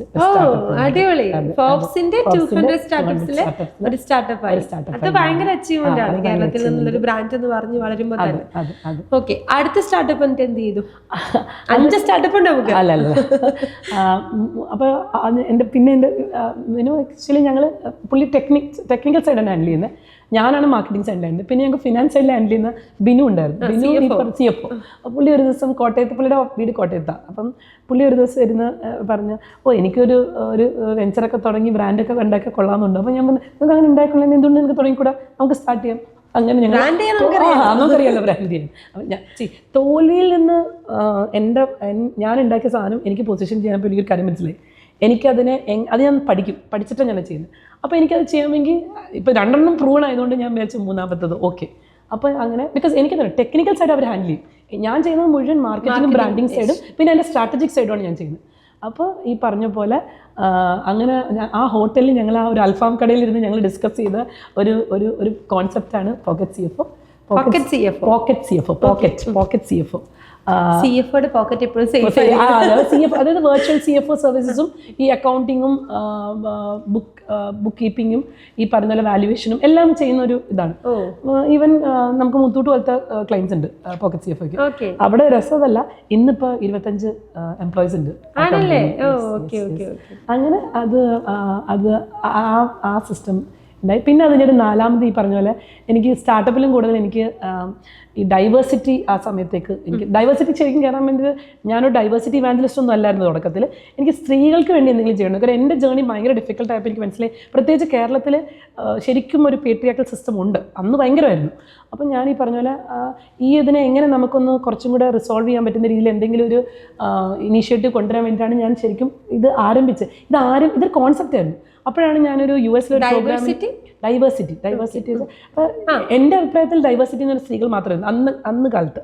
അവിടെയാണ് ഞാൻ US പ്രോഗ്രാമിൽ ഒരു സുമിത് അഗർവാൾ എന്നൊരു പുള്ളിയെ കണ്ടപ്പോഴാണ് പുള്ളി ഡിഫറെൻ്റ്ലി ഏബിൾഡാണ്. പുള്ളിയുടെ ബാക്ക് തലച്ചോറിൽ സെറിബ്രൽ ഇതെന്ന് പറയുന്ന ഒരു അസുഖമാണ്. അപ്പോൾ പുള്ളിക്ക് ഈ പറഞ്ഞ പോലെ എണീച്ചിരിക്കാൻ പറ്റില്ല. അങ്ങനെ പുള്ളിയെ കണ്ടപ്പോഴും എനിക്ക് മനസ്സിലായി. അന്ന് പുള്ളിയെ കണ്ടപ്പോഴും എനിക്ക് ഭയങ്കര മോട്ടിവേഷനായി. അതായത് ഞാനൊക്കെ ഇത്രയ്ക്കല്ലേ അനുഭവിച്ചിട്ടുള്ളൂ. എന്നിട്ടും ഇവരൊക്കെ കണ്ട് നമ്മൾ പഠിക്കണം. ബിക്കോസ് അത് അടുത്ത ലെവൽ ഓഫ് മോട്ടിവേഷന്. പിന്നെ അപ്പോഴാണ് ഞാൻ അവിടെ ഒരു LGBTQ കമ്മ്യൂണിറ്റി അവരെയൊക്കെ കണ്ടപ്പോഴാണ് എനിക്കൊരു കാര്യം മനസ്സിലായത്. ശരിക്കും പറഞ്ഞാൽ ഈ സ്ത്രീകൾ മാത്രമല്ല ഈ പ്രശ്നം, ഡിഫറെൻ്റ്ലി ഏബിൾഡ് ആവട്ടെ, ഈ LGBTQ ആവട്ടെ, അവരനുഭവിക്കുന്ന പ്രശ്നങ്ങൾ പല തലത്തിലാണ്. അങ്ങനെയാണ് ശരിക്കും പറഞ്ഞാൽ ഞാൻ ട്രൂലി ഡൈവേഴ്സിറ്റി പഠിക്കുന്ന ഒരു കാര്യമുണ്ട്, വേർ യു ബിലോങ്. ഈ ആവരണങ്ങളൊന്നുമില്ല, നമ്മൾ ആക്ച്വലി എന്താണോ നമുക്ക് ആരും ജഡ്ജ് ചെയ്യാൻ പറ്റില്ല. നമുക്ക് എല്ലാവർക്കും ഫ്ലോസും ഇതുമൊക്കെ ഉണ്ട്. പക്ഷെ അവിടുന്ന് നമ്മളെങ്ങനെ സ്വയം നമ്മളെ ഉയർത്തുന്നു എന്നുള്ളതാണ് ശരിക്കും പറഞ്ഞാൽ ഡൈവേഴ്സിറ്റി നമ്മളെ പഠിപ്പിക്കുന്നത്. അങ്ങനെ ഞാൻ നീഡ് എന്ന് പറഞ്ഞാൽ nurturing, empowering, enhancing diversity. Need എന്ന് പറഞ്ഞാൽ ഞാൻ അതിൻ്റെ കീഴിൽ ഞങ്ങൾ ഒരുപാട് സ്ത്രീകൾക്ക് സെഷൻസ് എടുക്കുകയും ഒരുപാട് ഡിഫറെൻ്റ്ലി ഏബിൾഡ് ആയിട്ടുള്ള ആൾക്കാരുമായിട്ട് അസോസിയേറ്റ് ചെയ്ത് കുറേ പ്രോഗ്രാംസ് ചെയ്ത് എങ്ങനെ ബെറ്റർമെൻറ്റ് ചെയ്ത് എല്ലാം. പിന്നെ വേർഡ് പ്രസിൻ്റെ കമ്മ്യൂണിറ്റി ഭാഗമായിട്ട് ഞാൻ ഒരുപാട് LGBTQ ആയിട്ട് വീഡിയോ അലോട്ട് ഓഫ് സ്പോൺസർഷിപ്പ് അങ്ങനെയൊക്കെ ഒരു കൈൻഡ് ഓഫ് കമ്മ്യൂണിറ്റി ക്രിയേറ്റ് ചെയ്തു. പിന്നെ അത് കഴിഞ്ഞിട്ടാണ് ശരിക്കും പറഞ്ഞാൽ ഇപ്പോൾ റീസെൻ്റ്ലി ഞാൻ ഫൈബ് എന്ന് പറഞ്ഞൊരു സ്റ്റാർട്ടപ്പായിട്ട്, അതൊരു ആക്ച്വലി എന്താ പറയുക, ഒരു എക്കോസിസ്റ്റം എനേബിളിംഗ് ടൈപ്പ് ഓഫ് ഒരു VC സിസ്റ്റവും എല്ലാം കൂടെ ക്രിയേറ്റ് ചെയ്യുന്ന ഒരു ഓവറോൾ 360 ഡിഗ്രി എക്കോസിസ്റ്റം ഉണ്ടാക്കണം. അപ്പോൾ അതിൻ്റെ ഭാഗമാണ്. പിന്നെ അതുകൂടാണ്ട് ഞാൻ കുറച്ച് ഇൻവെസ്റ്റ്മെൻറ്റ്സ് ഒക്കെ ചെയ്തിട്ടുണ്ട്. ഈ പറഞ്ഞ റീസെൻ്റ്ലി ഇൻഫോ പാർക്ക് കൊരട്ടിയിൽ ഞാൻ അവരുടെ സ്ട്രാറ്റജിക് പാർട്ട്ണറാണ്. അങ്ങനെയൊക്കെ പിന്നെ ഈ പറഞ്ഞ ചെറിയ സംരംഭങ്ങൾ where they think that I can be a use of them. അങ്ങനെയൊക്കെ കുറേ കാര്യങ്ങൾ ഞാനിപ്പോൾ ചിലതിൽ ഇൻഡിപെൻഡൻറ്റ് ഡയറക്ടറാണ്, ചിലതിൽ ഞാൻ പറയും ഞാൻ പുറത്തുനിന്ന് സഹായിക്കും, എന്നെ അകത്ത് കയറ്റരുത്. ബിക്കോസ് ഇതെല്ലാം ഉത്തരവാദിത്തങ്ങളുള്ളത് at the end of the day. പിന്നെ ഞാൻ ഈ പറഞ്ഞ പോലെ മെൻറ്ററാണ്. 45 ഇൻക്യുബേറ്റേഴ്സിൻ്റെ ഇന്ത്യയിലെ മെൻറ്ററാണ്. അപ്പോൾ IIM, IITs, Kerala startup mission, startup Tamil Nadu, startup Karnataka, അങ്ങനെയൊക്കെ. അപ്പം നമുക്ക് പറ്റാവുന്ന സമയത്തൊക്കെ നമുക്ക് പറ്റിയ അബദ്ധങ്ങൾ മറ്റുള്ളവർക്ക് പറ്റരുതെന്ന് ഓർത്തിട്ട് എന്നെക്കൊണ്ടാണ്. ഇപ്പോൾ എനിക്ക് അത്രയും സമയമൊന്നുമില്ല, എന്നാലും പറ്റാവുന്ന രീതിയിൽ എക്കോസിസ്റ്റമായിട്ടൊക്കെ സപ്പോർട്ട് ചെയ്ത് ചെയ്യാമെന്നൊക്കെ ചെയ്തിട്ടുണ്ട്. വളരെ നല്ലൊരു ജേണി, വളരെ നല്ലൊരു സ്റ്റോറി. പലപ്പോഴും തോറ്റു പോകുന്നിടത്ത് ആദ്യത്തെ തോൽവിയിൽ തന്നെ തോറ്റു പോകുന്നവരാണ് പലരും, അല്ലെങ്കിൽ ഡിപ്രസ്ഡ് ആയിട്ട് ഇരിക്കുന്നവരാണ്. പക്ഷെ അതിൽ നിന്നൊരു ഫിനിക്സിനെ പോലെ വളർന്നു വന്നൊരു സ്റ്റോറിയാണ് അനുജയ്ക്കുള്ളത്. അനുജ ഏറ്റവും കൂടുതൽ അനുജയുടെ ഒരു കോർ ഏരിയ ആയിട്ട് പറയുന്നത് ബ്രാൻഡിങ് ആണ്. നമ്മൾ ഇന്നത്തെ കാലഘട്ടത്തിൽ ഈ ബ്രാൻഡിങ് എന്ന് പറയുമ്പോൾ അനുജ ഒരു ബുക്ക് എഴുതിയിട്ടുണ്ട്, branding world is A brand എന്ന് പറഞ്ഞിട്ട്. അപ്പോൾ അതുപോലെ തന്നെ അനുജ ഒരുപാട് ബ്രാൻഡുകളുടെയൊക്കെ വേണ്ടി വർക്ക് ചെയ്യുന്നുണ്ട്. ഈ ബ്രാൻഡിങ് എന്ന് പറയുമ്പോൾ ഞാനും രംഗവും കഴിഞ്ഞ കുറേ വർഷങ്ങളായിട്ട് പഠിപ്പിക്കാൻ ശ്രമിക്കുന്ന ഒരു കാര്യം, അല്ലെങ്കിൽ പറഞ്ഞു കൊടുക്കാൻ ശ്രമിക്കുന്ന കാര്യമാണ് ബ്രാൻഡിങ് എന്ന് പറയുന്നത് ലോഗോ ക്രിയേഷൻ അല്ല. ശരിക്കും എന്താണ് ബ്രാൻഡ്? സോ ബ്രാൻഡിങ് എന്ന് പറഞ്ഞാൽ ബ്രാൻഡിങ്ങിന് 3 ഫേസ് ഉണ്ട്: brand building, brand positioning, brand management. എന്നെ പറഞ്ഞാൽ കറക്റ്റാണ്. അതായത് ഇവിടെ കൂടുതലുള്ള ഡിസൈനിങ് കമ്പനീസും അല്ലെങ്കിൽ ഡിജിറ്റൽ മാർക്കറ്റിംഗ് കമ്പനീസുമാണ്. ഇവരങ്ങ് പ്രൊക്ലെയിം ചെയ്യുകയാണ് ഇവർ ബ്രാൻഡിങ് ഏജൻസീസ് ആണെന്ന്. ആക്ച്വലി ബ്രാൻഡിങ് ഒരിക്കലും ഡിസൈൻ ചെയ്തുകൊണ്ട് ബ്രാൻഡിങ് ആവുന്നില്ല. ബ്രാൻഡ് ബിൽഡ് ചെയ്യുന്നത് എപ്പോഴാണോ ഈ പറയുന്ന കസ്റ്റമേഴ്സ് അല്ലെ ICP അംഗീകരിക്കുന്ന ഇതൊരു ബ്രാൻഡ്, അത് മാത്രമല്ല വളരുകയും വേണം, സ്കെയിൽ ചെയ്യുകയും വേണം. സ്കെയിൽ ചെയ്യുന്നത് എലീറ്റ് ക്ലയൻസ് ഉള്ളപ്പോൾ മാത്രമല്ല, ആ ഓവറോൾ ചുറ്റും എല്ലാവരും അറിഞ്ഞ് അത് റീജിയണലിൽ നിന്ന് നാഷണലി പോയി, നാഷണലിൽ നിന്ന് അങ്ങനെ പോകുമ്പോഴാണ് ഈ സാധനം ബ്രാൻഡ് ആവുന്നത്. അതിനാണ് അത് അടുത്ത ഫേസാണ് ബ്രാൻഡ് പൊസിഷനിങ്. ബ്രാൻഡ് ബിൽഡിങ്ങിൻ്റെ ഭാഗമായിട്ടാണ് നമ്മൾ ഈ പറയുന്ന വെബ്സൈറ്റ് ഉണ്ടാക്കുക, ഈ പറയുന്ന വിഷ്വലായിട്ട് ബ്രാൻഡ് സ്റ്റൈൽ ഗൈഡ് ഉണ്ടാക്കുക. പക്ഷെ അതിൽ ബ്രാൻഡ് ഐഡൻറ്റിറ്റിയാണ് മെയിൻ കാര്യം. അവിടെ ഈ ബ്രാൻഡ് ഐഡൻറ്റിറ്റിക്ക് മുമ്പ്, ഇത് ഉണ്ടാക്കുന്നതിന് മുമ്പ് ബ്രാൻഡ് റിസർച്ചും ബ്രാൻഡ് സ്ട്രാറ്റജി എന്ന് പറയുന്ന സാധനമുണ്ട്. അതായത് ഈ എൻറ്റയർ ബ്രാൻഡില്ലേ, ഇത് എവിടെ പോകും, ഓരോ ഫേസിൽ ഇത് ഇത്ര മൈൽ സ്റ്റോൺ ഇത് ചെയ്യും, ഇത് എൻ്റെ വിഷൻ എന്തായിരിക്കും. ഈ വിഷൻ എന്ന് പറഞ്ഞാൽ എഴുതുന്നൊരു സ്റ്റേറ്റ്മെൻ്റ് അല്ല, ആക്ച്വലി ഇതിൻ്റെ പൊട്ടൻഷ്യൽ ഗ്രോത്ത് എന്തുവരെ ഉണ്ടാവാം, അതിന് എന്തൊക്കെ ചെയ്യണം, അതിന് ഏത് ടൈപ്പ് ഓഫ് ക്ലയൻസ് വേണം, അതിന് ആ ക്ലയൻസിനെ എങ്ങനെ കൊണ്ടുവരും, ഇതൊക്കെ റിസർച്ച് എടുപ്പിന് ഈ കോമ്പറ്റീറ്റേഴ്സിനെ പഠിപ്പിച്ച് ഇതിൻ്റെ കമ്പാരിറ്റീവ് അനാലിസിസ് എടുത്ത് SWOT അനാലിസിസ്, ഇത് ആക്ച്വലി ബ്രാൻഡ് സ്ട്രാറ്റജിസ്റ്റുകളാണ് ചെയ്യുന്നത്. ഇവിടെ ഈ പറയുന്ന പോലെ ഈ പറഞ്ഞ സ്ഥലങ്ങളിലൊന്നും ഇതില്ല. ഇവർ ഡിസൈനേഴ്സ് അല്ലെങ്കിൽ ടെക്നിക്കൽ ഡിജിറ്റൽ മാർക്കറ്റേഴ്സും കൂടിയിട്ട് ഒരു ഡിസൈനർക്ക് എങ്ങനെ അറിയും? ഒരാൾ പറയുന്നു ഇങ്ങനെ വരുമ്പോഴത്തേക്കിനും കുറേ റെഫറൻസ് പോകും, കുറേ പിൻട്രസ്റ്റിൽ നോക്കും. അങ്ങനെയല്ല ശരിക്കും ഒരു ബ്രാൻഡ് ഐഡൻറ്റിറ്റിയുടെ ബ്രാൻഡ് ലോഗോ ഉണ്ടാക്കുന്നത്. ഈ പറഞ്ഞ വിഷ്വൽ അപ്പീൽ മാത്രമാണ് ലോഗോ, ടൈപ്പോഗ്രഫി, കളർ പാലറ്റ്.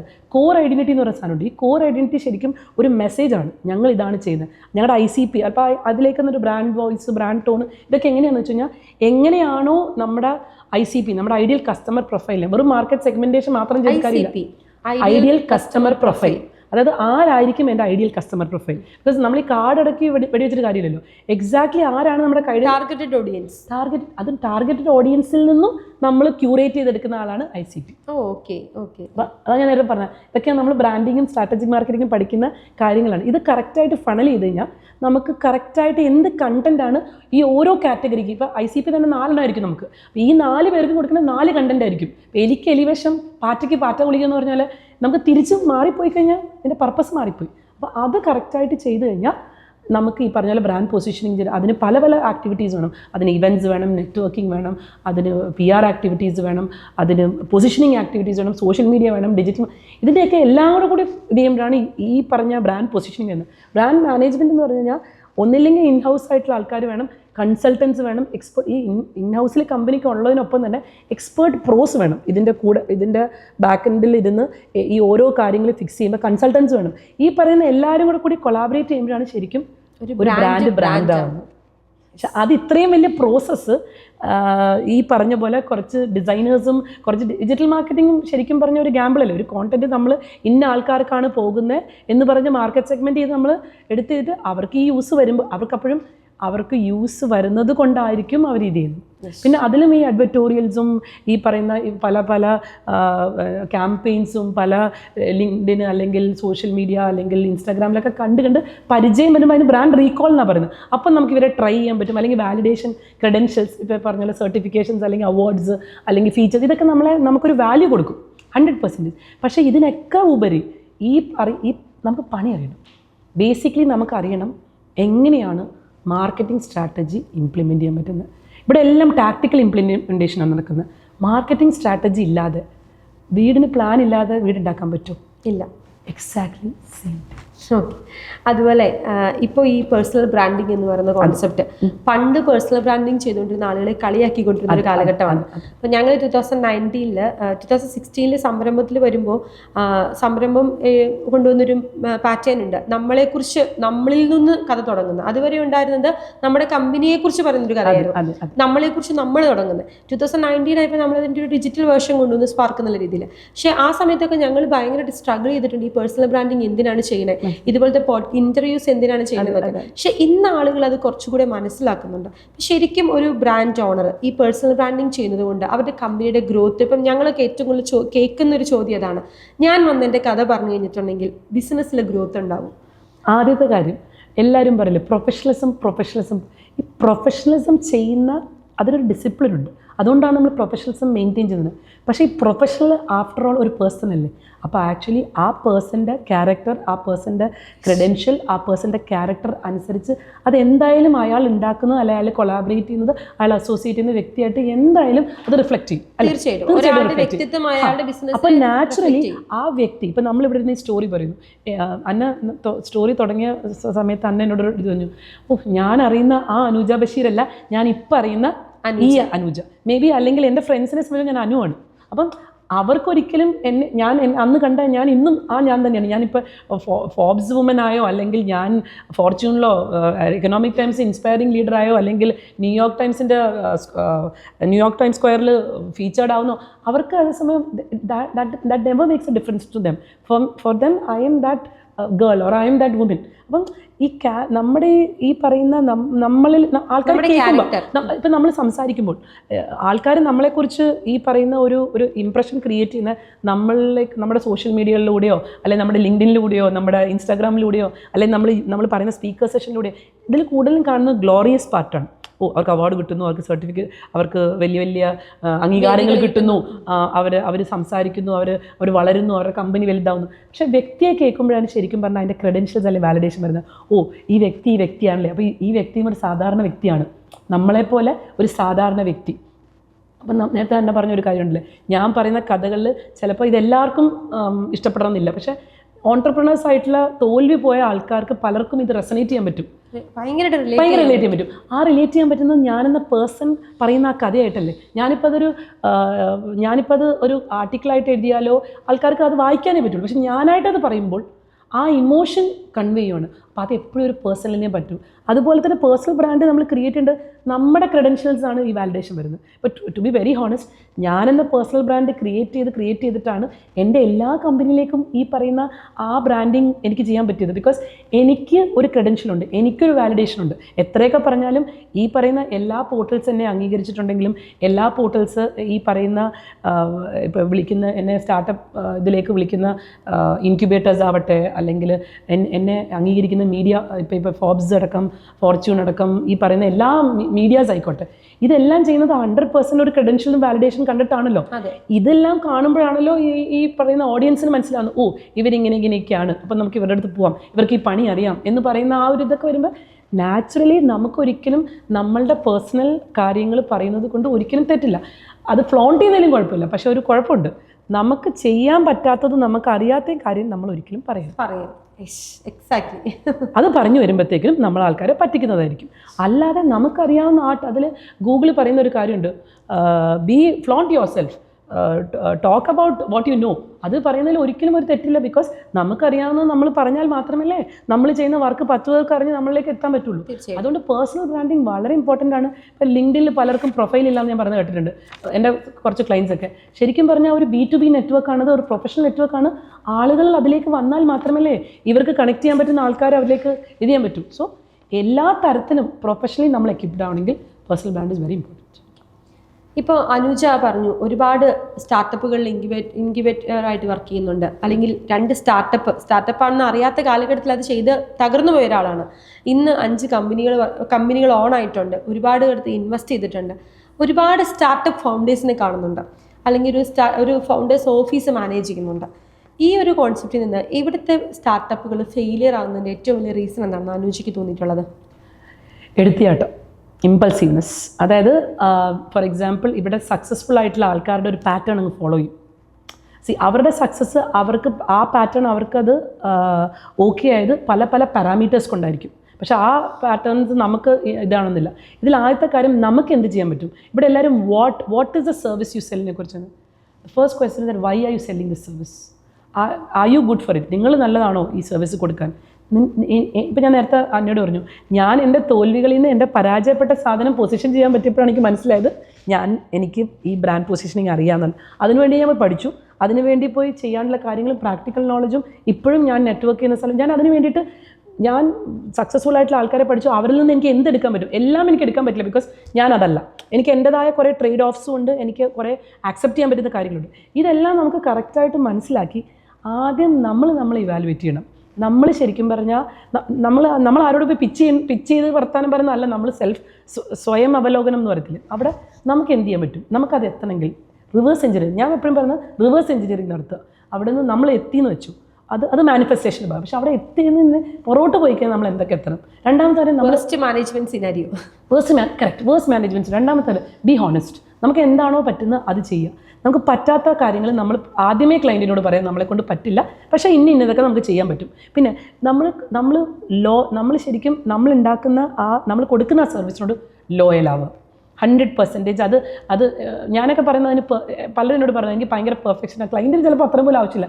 ഞാനപ്പോഴും പറഞ്ഞതല്ല, നമ്മുടെ പണിയിൽ ബെസ്റ്റാവുക. അത്രയും ചെയ്യുമ്പോൾ തന്നെ ഓട്ടോമാറ്റിക്കലി യൂണിവേഴ്സസ് കോൺസ്പയർ ചെയ്യും. ഇപ്പം ഞാൻ പറഞ്ഞില്ലേ 2 തോൽവി, 3ാമത്തെ തോൽവി ഏതാണ്ട് നിയർ അടുത്ത് വന്നപ്പോഴാണ്, കോവിഡ് വന്നപ്പോഴാണ് 4ാമത്തെ പിവോട്ട് ചെയ്ത്. ഇന്നീ പറഞ്ഞ പോലെ അതിൽ കൂടുതൽ സ്റ്റാർട്ടപ്പ് ഉണ്ടാക്കി, അതിൽ കൂടുതൽ ഇൻവെസ്റ്റ്മെൻറ്റും ഞാൻ ചെയ്തു, അതിൽ കൂടുതലും അംഗീകാരം എനിക്ക് കിട്ടി. ഇന്ന് ഞാൻ നേരത്തെ പറഞ്ഞല്ലേ, ഇന്ന് ഇന്ത്യയും ഇൻ്റർനാഷണലും അറിയപ്പെടുന്ന ഒരു ഓൺട്രപ്രണറായി ഞാൻ മാറാൻ കാരണം ഞാനന്ന് വിട്ടുകൊടുത്തില്ല. ഞാൻ പിന്നെയും അത് പഠിച്ച് തോൽവികൾ ആസ്വദിക്കുകയല്ല ഞാൻ ചെയ്തത്. തോൽവി ഇപ്പം ഞാൻ ചിരിച്ചുകൊണ്ട് പറയുന്നത് അത് ആസ്വദിക്കുന്നതെന്ന് വെച്ചാൽ അന്നേരം അത്രയും കഷ്ടപ്പെട്ടതുകൊണ്ടാണ് ഇന്നിരുന്ന് പറയാൻ പറ്റും. അടിപൊളി. ഇത്രയും എക്സ്പീരിയൻസ് ലൈഫിലുണ്ടായിട്ടുണ്ട്, ഒരുപാട് വേഴ്സ്റ്റ് സിറ്റുവേഷൻസ് ഉണ്ടായിട്ടുണ്ട്, എല്ലാം തകർന്നു നിന്നിട്ടുണ്ട്. ഇനി എന്താണെന്നുള്ള ഒരു ചോദ്യത്തിൻ്റെ മുമ്പിൽ പതറി നിന്നിട്ടുണ്ട്. ഇന്ന് തിരിഞ്ഞു നോക്കുമ്പോൾ ലൈഫിലെ ഏറ്റവും പ്രൗഡ് മൊമെന്റ് എന്തായിരിക്കും? കുറേ പ്രൗഡ് മൊമെന്റ്സ് ഒക്കെ ഞാൻ എല്ലാവരുടെയും ചോദ്യം ചോദിക്കാറുണ്ട്. അപ്പോൾ എനിക്ക് തന്നെ തോന്നുന്നത് റിപ്പറ്റീഷൻ ആണോ എന്ന്. പക്ഷേ ഞാൻ ചോദിക്കുന്ന ഓരോരുത്തർക്കും ഓരോ പ്രൗഡ് മൊമെന്റ് ആണ്. പ്രൊഫഷണലി പറഞ്ഞു കഴിഞ്ഞാൽ കുറേ പ്രൗഡ് മൊമെൻറ്റ്സ് ഉണ്ട്. ഫോർ എക്സാമ്പിൾ ഫാവിക്കോൺ ലിസ്റ്റിങ്ങിൽ ടോപ്പ് 200 ഇൻഫ്ലുവൻസേഴ്സിൻ്റെ കാറ്റഗറിയിൽ ഞാൻ ഒരേ ഒരു മലയാളിയായിരുന്നു. അത് മാത്രമല്ല ആ ലിസ്റ്റിൽ നമ്മൾ പ്രധാനമന്ത്രി PM മോഡി അടക്കം ഉണ്ടായിരുന്നു. അപ്പോൾ എൻ്റെ ഫ്രണ്ട്സ് അടക്കം എന്നെ ട്രോൾ ചെയ്ത് വിളിക്കുമായിരുന്നു, ഓ ആ ലെവലിലേക്കൊക്കെ എത്തി. പക്ഷേ എന്നാലും ഉള്ളിൻ്റെ ഉള്ളിൽ എൻ്റെ സ്വകാര്യതയിൽ ഞാൻ അഹങ്കരിക്കുന്നതും ഞാൻ സന്തോഷിക്കുന്ന ഒരു നിമിഷമാണത്. പിന്നെ ഈ പറഞ്ഞ ഫാവിക്കോൺ ലിസ്റ്റിങ്ങിൽ ഇന്ത്യയിലെ ടോപ്പ് ബ്രാൻഡ് സ്ട്രാറ്റജിസ്റ്റ് ഒരാൾ ഞാനാണെന്ന് പറഞ്ഞപ്പോൾ ഞാൻ ആദ്യം എല്ലാവരും ചോദിച്ചു, ഒന്നില്ലെങ്കിൽ അവർക്ക് ഒട്ടായിരിക്കും, അല്ലെങ്കിൽ മൊത്തത്തിൽ ഇതെന്തോ ഗ്ലിച്ച് വന്നാന്ന് ഞാൻ പറഞ്ഞു. പക്ഷേ അപ്പോഴും ഞാൻ ആലോചിച്ചു, അത് കാരണം വെച്ചാൽ ഞാനത് ഓവർ ദ ടൈം ക്രിയേറ്റ് ചെയ്ത് ഞാൻ ആ ഡിജിറ്റൽ സ്പേസിലൊരു പ്രസൻറ്റബിൾ ആക്കി. ഞാൻ like I created A personal brand. എൻ്റെ കോണ്ടന്റുകൾ കറിച്ച് ഞാൻ ഈ പറഞ്ഞ പോലെ എൻ്റെ ബാക്കിയുള്ള വാലിഡേഷൻസ്, ക്രെഡൻഷ്യൽസ്, എൻ്റെ അവാർഡ്സ്, എൻ്റെ അച്ചീവ്മെന്റ്സ് ഇതെല്ലാം കൂടി കാണുമ്പോൾ നാച്ചുറലി ആ ലിസ്റ്റിംഗിൽ ഓട്ടോമാറ്റിക്കലി ആ റാങ്കിങ്ങിൽ വന്നു പോയതാണ്. ശ്രദ്ധിച്ചിട്ടുണ്ട് അനുജയുടെ ഏതോ ലിങ്ക്ഡിൻ പോസ്റ്റിൽ ലിങ്ക്ഡിന്റെ CEO ഒക്കെ കമന്റ് ഇട്ടേക്കുന്നത്. അതെ അവർ ലൈക്ക് ചെയ്യുന്ന ഒരു കമന്റ് എനിക്ക് ഒരുപാട് പേര്, ഞാൻ എഴുതുന്ന എൻ്റെ എക്സ്പീരിയൻസ് ആണ് ലിങ്ക്ഡിനിൽ, അല്ലാതെ ഒരു ചുമ്മാ ഒരു പോസ്റ്റ് ഇടാൻ വേണ്ടി ഞാൻ ഇടുന്നതല്ല. ഞാൻ എൻ്റെ എക്സ്പീരിയൻസ്, ഞാൻ എവിടെ ഒരു കുഞ്ഞു കാര്യം കാണുമ്പോൾ ഞാൻ അതിനെക്കുറിച്ച് ഇത് ചെയ്ത് അതിലെന്താണ് ഒരു ലെസൺ ഉള്ളത്, അത് ഞാൻ ഇത് ചെയ്യുമ്പോൾ പറയാൻ പറ്റില്ല. പിന്നെ എൻ്റെ ഫെയിലിയേഴ്സ്, ഞാൻ മനസ്സിലാക്കിയ കാര്യങ്ങൾ, ഞാൻ എങ്ങനെ ബ്രാൻഡ് ബിൽഡ് ചെയ്തു, അല്ലെങ്കിൽ ഓരോ ബ്രാൻഡ് ഞാൻ ബിൽഡ് ചെയ്യുമ്പോൾ അതിൻ്റെ പുറയുള്ള കഥയിൽ ഞാൻ എന്ത് ഇൻഗ്രീഡിയൻസ് സ്പെസിഫിക് ആയിട്ട് പറയില്ലെങ്കിലും അതിൻ്റെ ജനറിക് കാര്യങ്ങൾ ഞാനവിടെ ഷെയർ ചെയ്യാറുണ്ട്. പിന്നെ ഈ പറഞ്ഞ പോലെ ഞാൻ ലിങ്ക്ഡിൻ ടോപ്പ് വോയിസ് എനിക്ക് കിട്ടിയപ്പോൾ എനിക്ക് ഭയങ്കര സന്തോഷമായിരുന്നു. Because I couldn't believe that എന്നെ അത് ഓൺട്രപ്രണർഷിപ്പിൽ, എന്നാൽ ഞാൻ ഓൺട്രപ്രണർഷിപ്പിൽ തോറ്റ ആളാണ്. എനിക്ക് ലിങ്ക്ഡിൻ എഡിറ്റോറിയൽ ടോപ്പ് വോയിസ് വന്നിരിക്കുന്നത് ഓൺട്രപ്രണർഷിപ്പിലേക്കാണ്. പിന്നെ ഈ പറഞ്ഞ പോലെ ETയുടെ ഇൻസ്പയറിംഗ് വുമൻ അവാർഡ് എനിക്ക് കിട്ടിയത് എൻ്റെ ഏറ്റവും വലിയ ഇൻസ്പയറിംഗ് ആ സുഷ്മിത സെൻ. എൻ്റെ ഇൻസ്റ്റാഗ്രാം കാണുന്നത് ഞാൻ ഭയങ്കര കരച്ചില്ല, ഞാൻ കരഞ്ഞു, അവരുടെ മുമ്പിൽ ഞാൻ കരഞ്ഞു. അപ്പോൾ she hug me and she said that I truly deserve it. അതുകൊണ്ടല്ലേ ഞാൻ ഇത് ചെയ്യുന്നത്. അപ്പോൾ ഞാൻ പറഞ്ഞു യു ആർ മൈ ഇൻസ്പിറേഷൻ.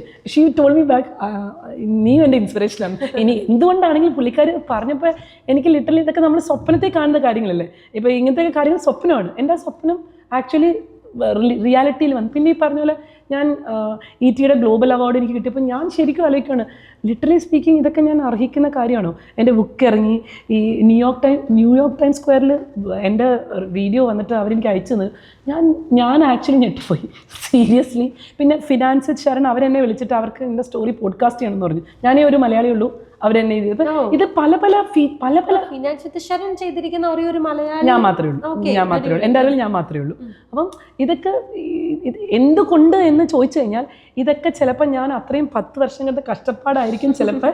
അപ്പം ഇതൊക്കെ എനിക്കൊരു ഭയങ്കര വലിയ ഒരു പ്രൗഡ് മൊമെൻ്റ് ആണ്. പിന്നെ എൻ്റെ ഈ പറഞ്ഞ ഫോബ്സിൻ്റെ 200 സ്റ്റാർട്ടപ്സിൽ ഫ്ലെക്സി ക്ലൗഡ് കയറുക, പിന്നെ ഒറിയയ്ക്ക് ഒരുപാട്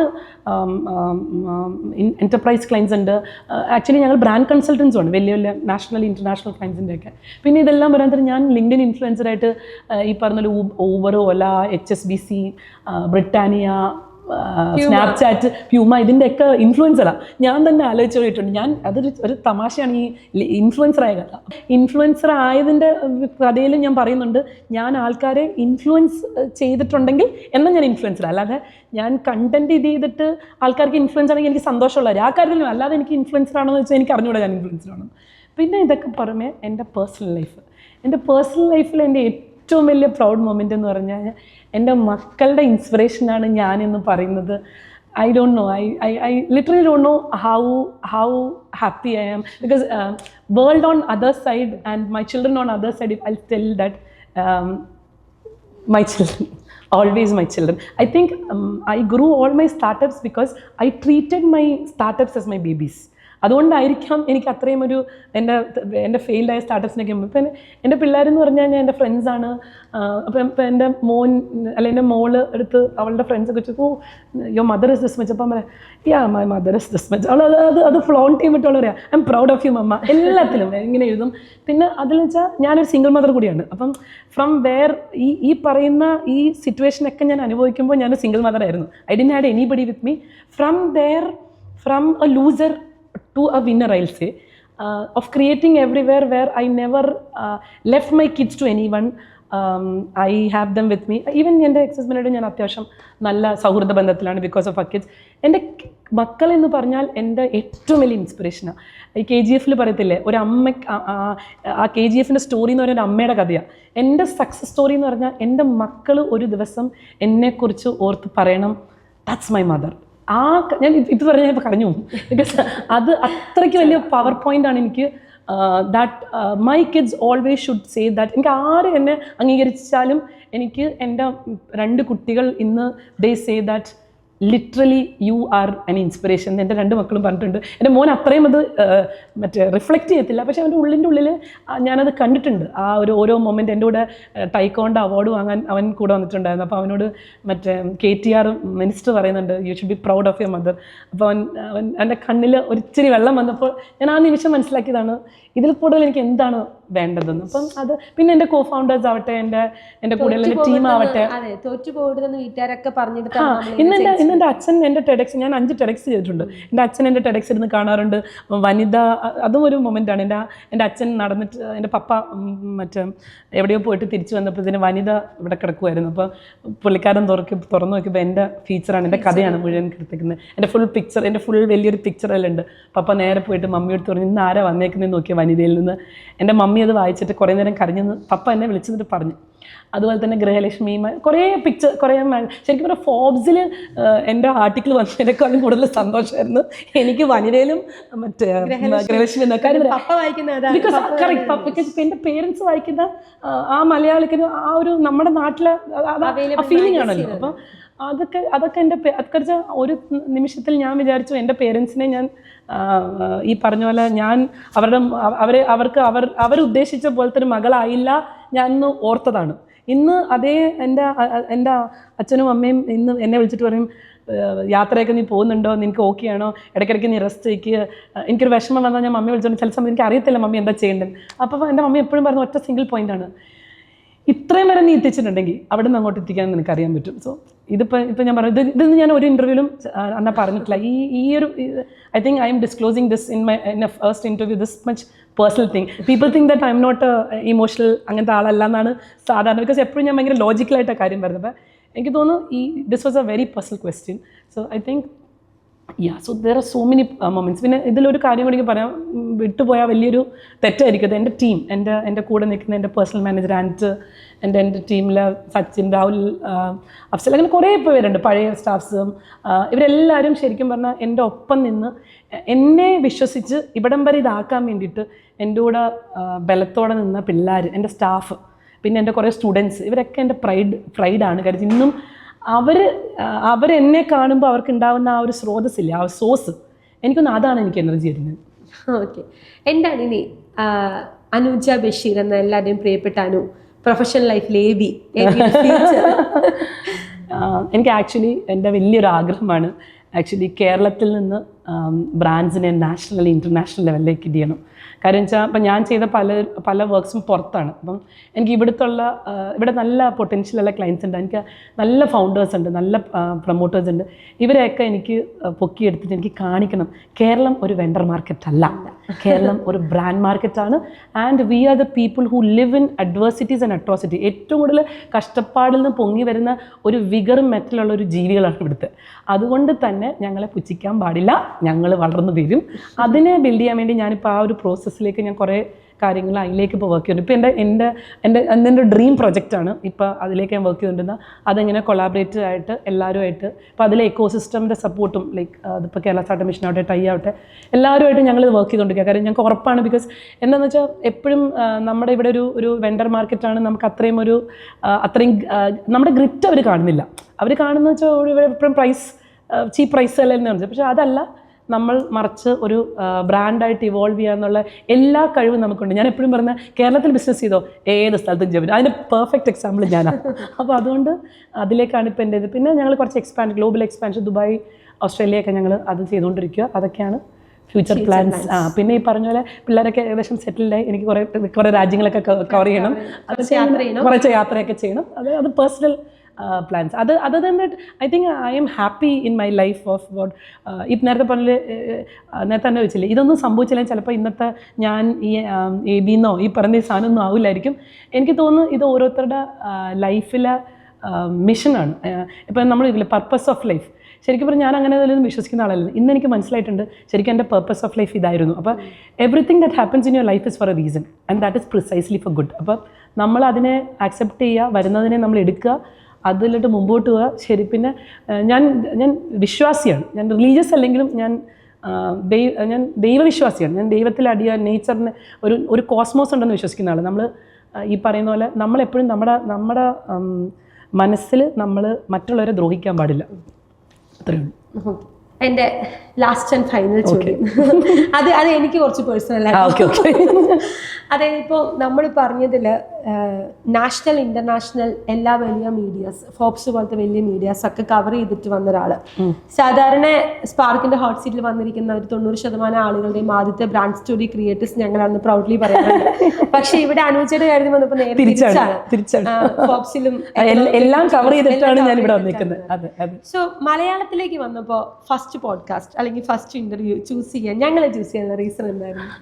എനിക്ക് നിങ്ങളെ ചൂസ് ചെയ്യാനുള്ള ബേസിക് കാരണം എന്ന് വെച്ച് കഴിഞ്ഞാൽ, എനിക്ക് അന്ന് പറഞ്ഞ പോലെ തന്നെ നിങ്ങളെ ചോദിക്കുന്ന ആ ക്വസ്റ്റ്യൻ്റെ ആ ഒരു വാല്യൂല് I always say that it should be always right question, not the right answer. Right question വന്നാൽ ഇപ്പം അന്നെ ചോദിച്ച ചോദ്യങ്ങൾ ശരിക്കും പറഞ്ഞാൽ എനിക്ക് ചോദിക്കാൻ പറ്റിയതുകൊണ്ടാണ് എനിക്ക് ഈ ആൻസർ പറയാൻ പറ്റുക. ചിലപ്പോൾ ഈ ചോദ്യം ഇങ്ങനെയല്ല ചോദിച്ചെങ്കിൽ ഞാൻ വേറൊരു ആൻസർ ആയിരിക്കും പറയുന്നത്, അല്ലേ?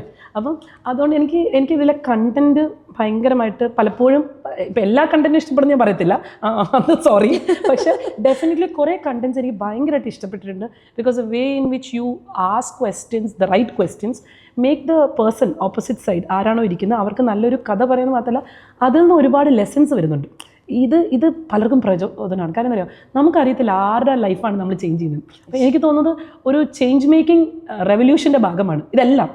നിങ്ങളുടെ മാത്രമല്ല എല്ലാവരും ഇവിടുന്ന് ബേസിക്കലി ഒരു അന്ന് ചോദിച്ചാൽ നിങ്ങളെടുക്കാൻ കാരണം എനിക്ക് കമ്പാരിറ്റീവ്ലി പോഡ്കാസ്റ്റിൽ വെച്ചിട്ട് എനിക്ക് മനസ്സിൽ കുറച്ചും കൂടെ കണക്റ്റ് ആവാൻ പറ്റി. I use A word connect ആവാൻ പറ്റുന്നത് ഞാൻ. അപ്പോൾ രംഗു എന്നോട് ചോദിച്ചപ്പോൾ ഞാൻ ഇങ്ങനെ ആലോചിച്ചു എങ്ങനെയാണ്, ബിക്കോസ് എനിക്ക് മലയാളം അത്രയും ഫ്ലുവൻ്റ് അല്ലാത്തൊരു വ്യക്തിയാണ്. ഞാൻ അന്നയോട് ഒന്ന് പറഞ്ഞു ഞാൻ എങ്ങനെയായിരിക്കും ഇത് പറയുന്നത്. പക്ഷേ മേ ബി എനിക്ക് അന്നയോടുള്ള കണക്റ്റ് കൊണ്ടായിരിക്കാം എനിക്ക് ചോദിക്കുന്ന ചോദ്യം ചുമ്മാ നമ്മൾ അപ്പുറം വർത്താനം പറയും. അപ്പം ബാക്കിയെല്ലാം കൂടുതലും പിന്നെ ഏറ്റവും വലിയ കാര്യം എന്താ പറയുക തന്നെ, നമ്മളെപ്പോഴും നേരത്തെ പറഞ്ഞില്ലേ ഫോബ്സിനേക്കാളും എനിക്ക് വനിതയായിരുന്നു കൂടുതൽ ഇഷ്ടം എന്ന് പറഞ്ഞാൽ എനിക്ക് എൻ്റെ നാട്ടിലെ ആൾക്കാരുമായിട്ട് എനിക്ക് കണക്ട് ചെയ്യാൻ പറ്റുന്ന, ഞാനൊരു നോർമൽ സ്ത്രീ ആണെന്ന് പറഞ്ഞ് എനിക്ക് കമ്മ്യൂണിക്കേറ്റ് ചെയ്യാൻ പറ്റുന്ന ഒരു പ്ലാറ്റ്ഫോമിൽ എനിക്ക് വർത്താനം പറയുന്ന, എനിക്ക് കണക്ട് ചെയ്ത് ഒരു ഫ്രണ്ട്ലി രീതിയിൽ സംസാരിക്കാൻ പറ്റുന്ന ഒരു പ്ലാറ്റ്ഫോം ഞാൻ നോക്കിയപ്പോൾ എനിക്ക് തോന്നി നിങ്ങളാണ്. അപ്പോൾ നിങ്ങളോട് ഞാൻ യെസ് പറഞ്ഞു. Thank you so much. Okay, അപ്പോൾ നല്ലൊരു ലൈഫ് ജേണി കേട്ടു.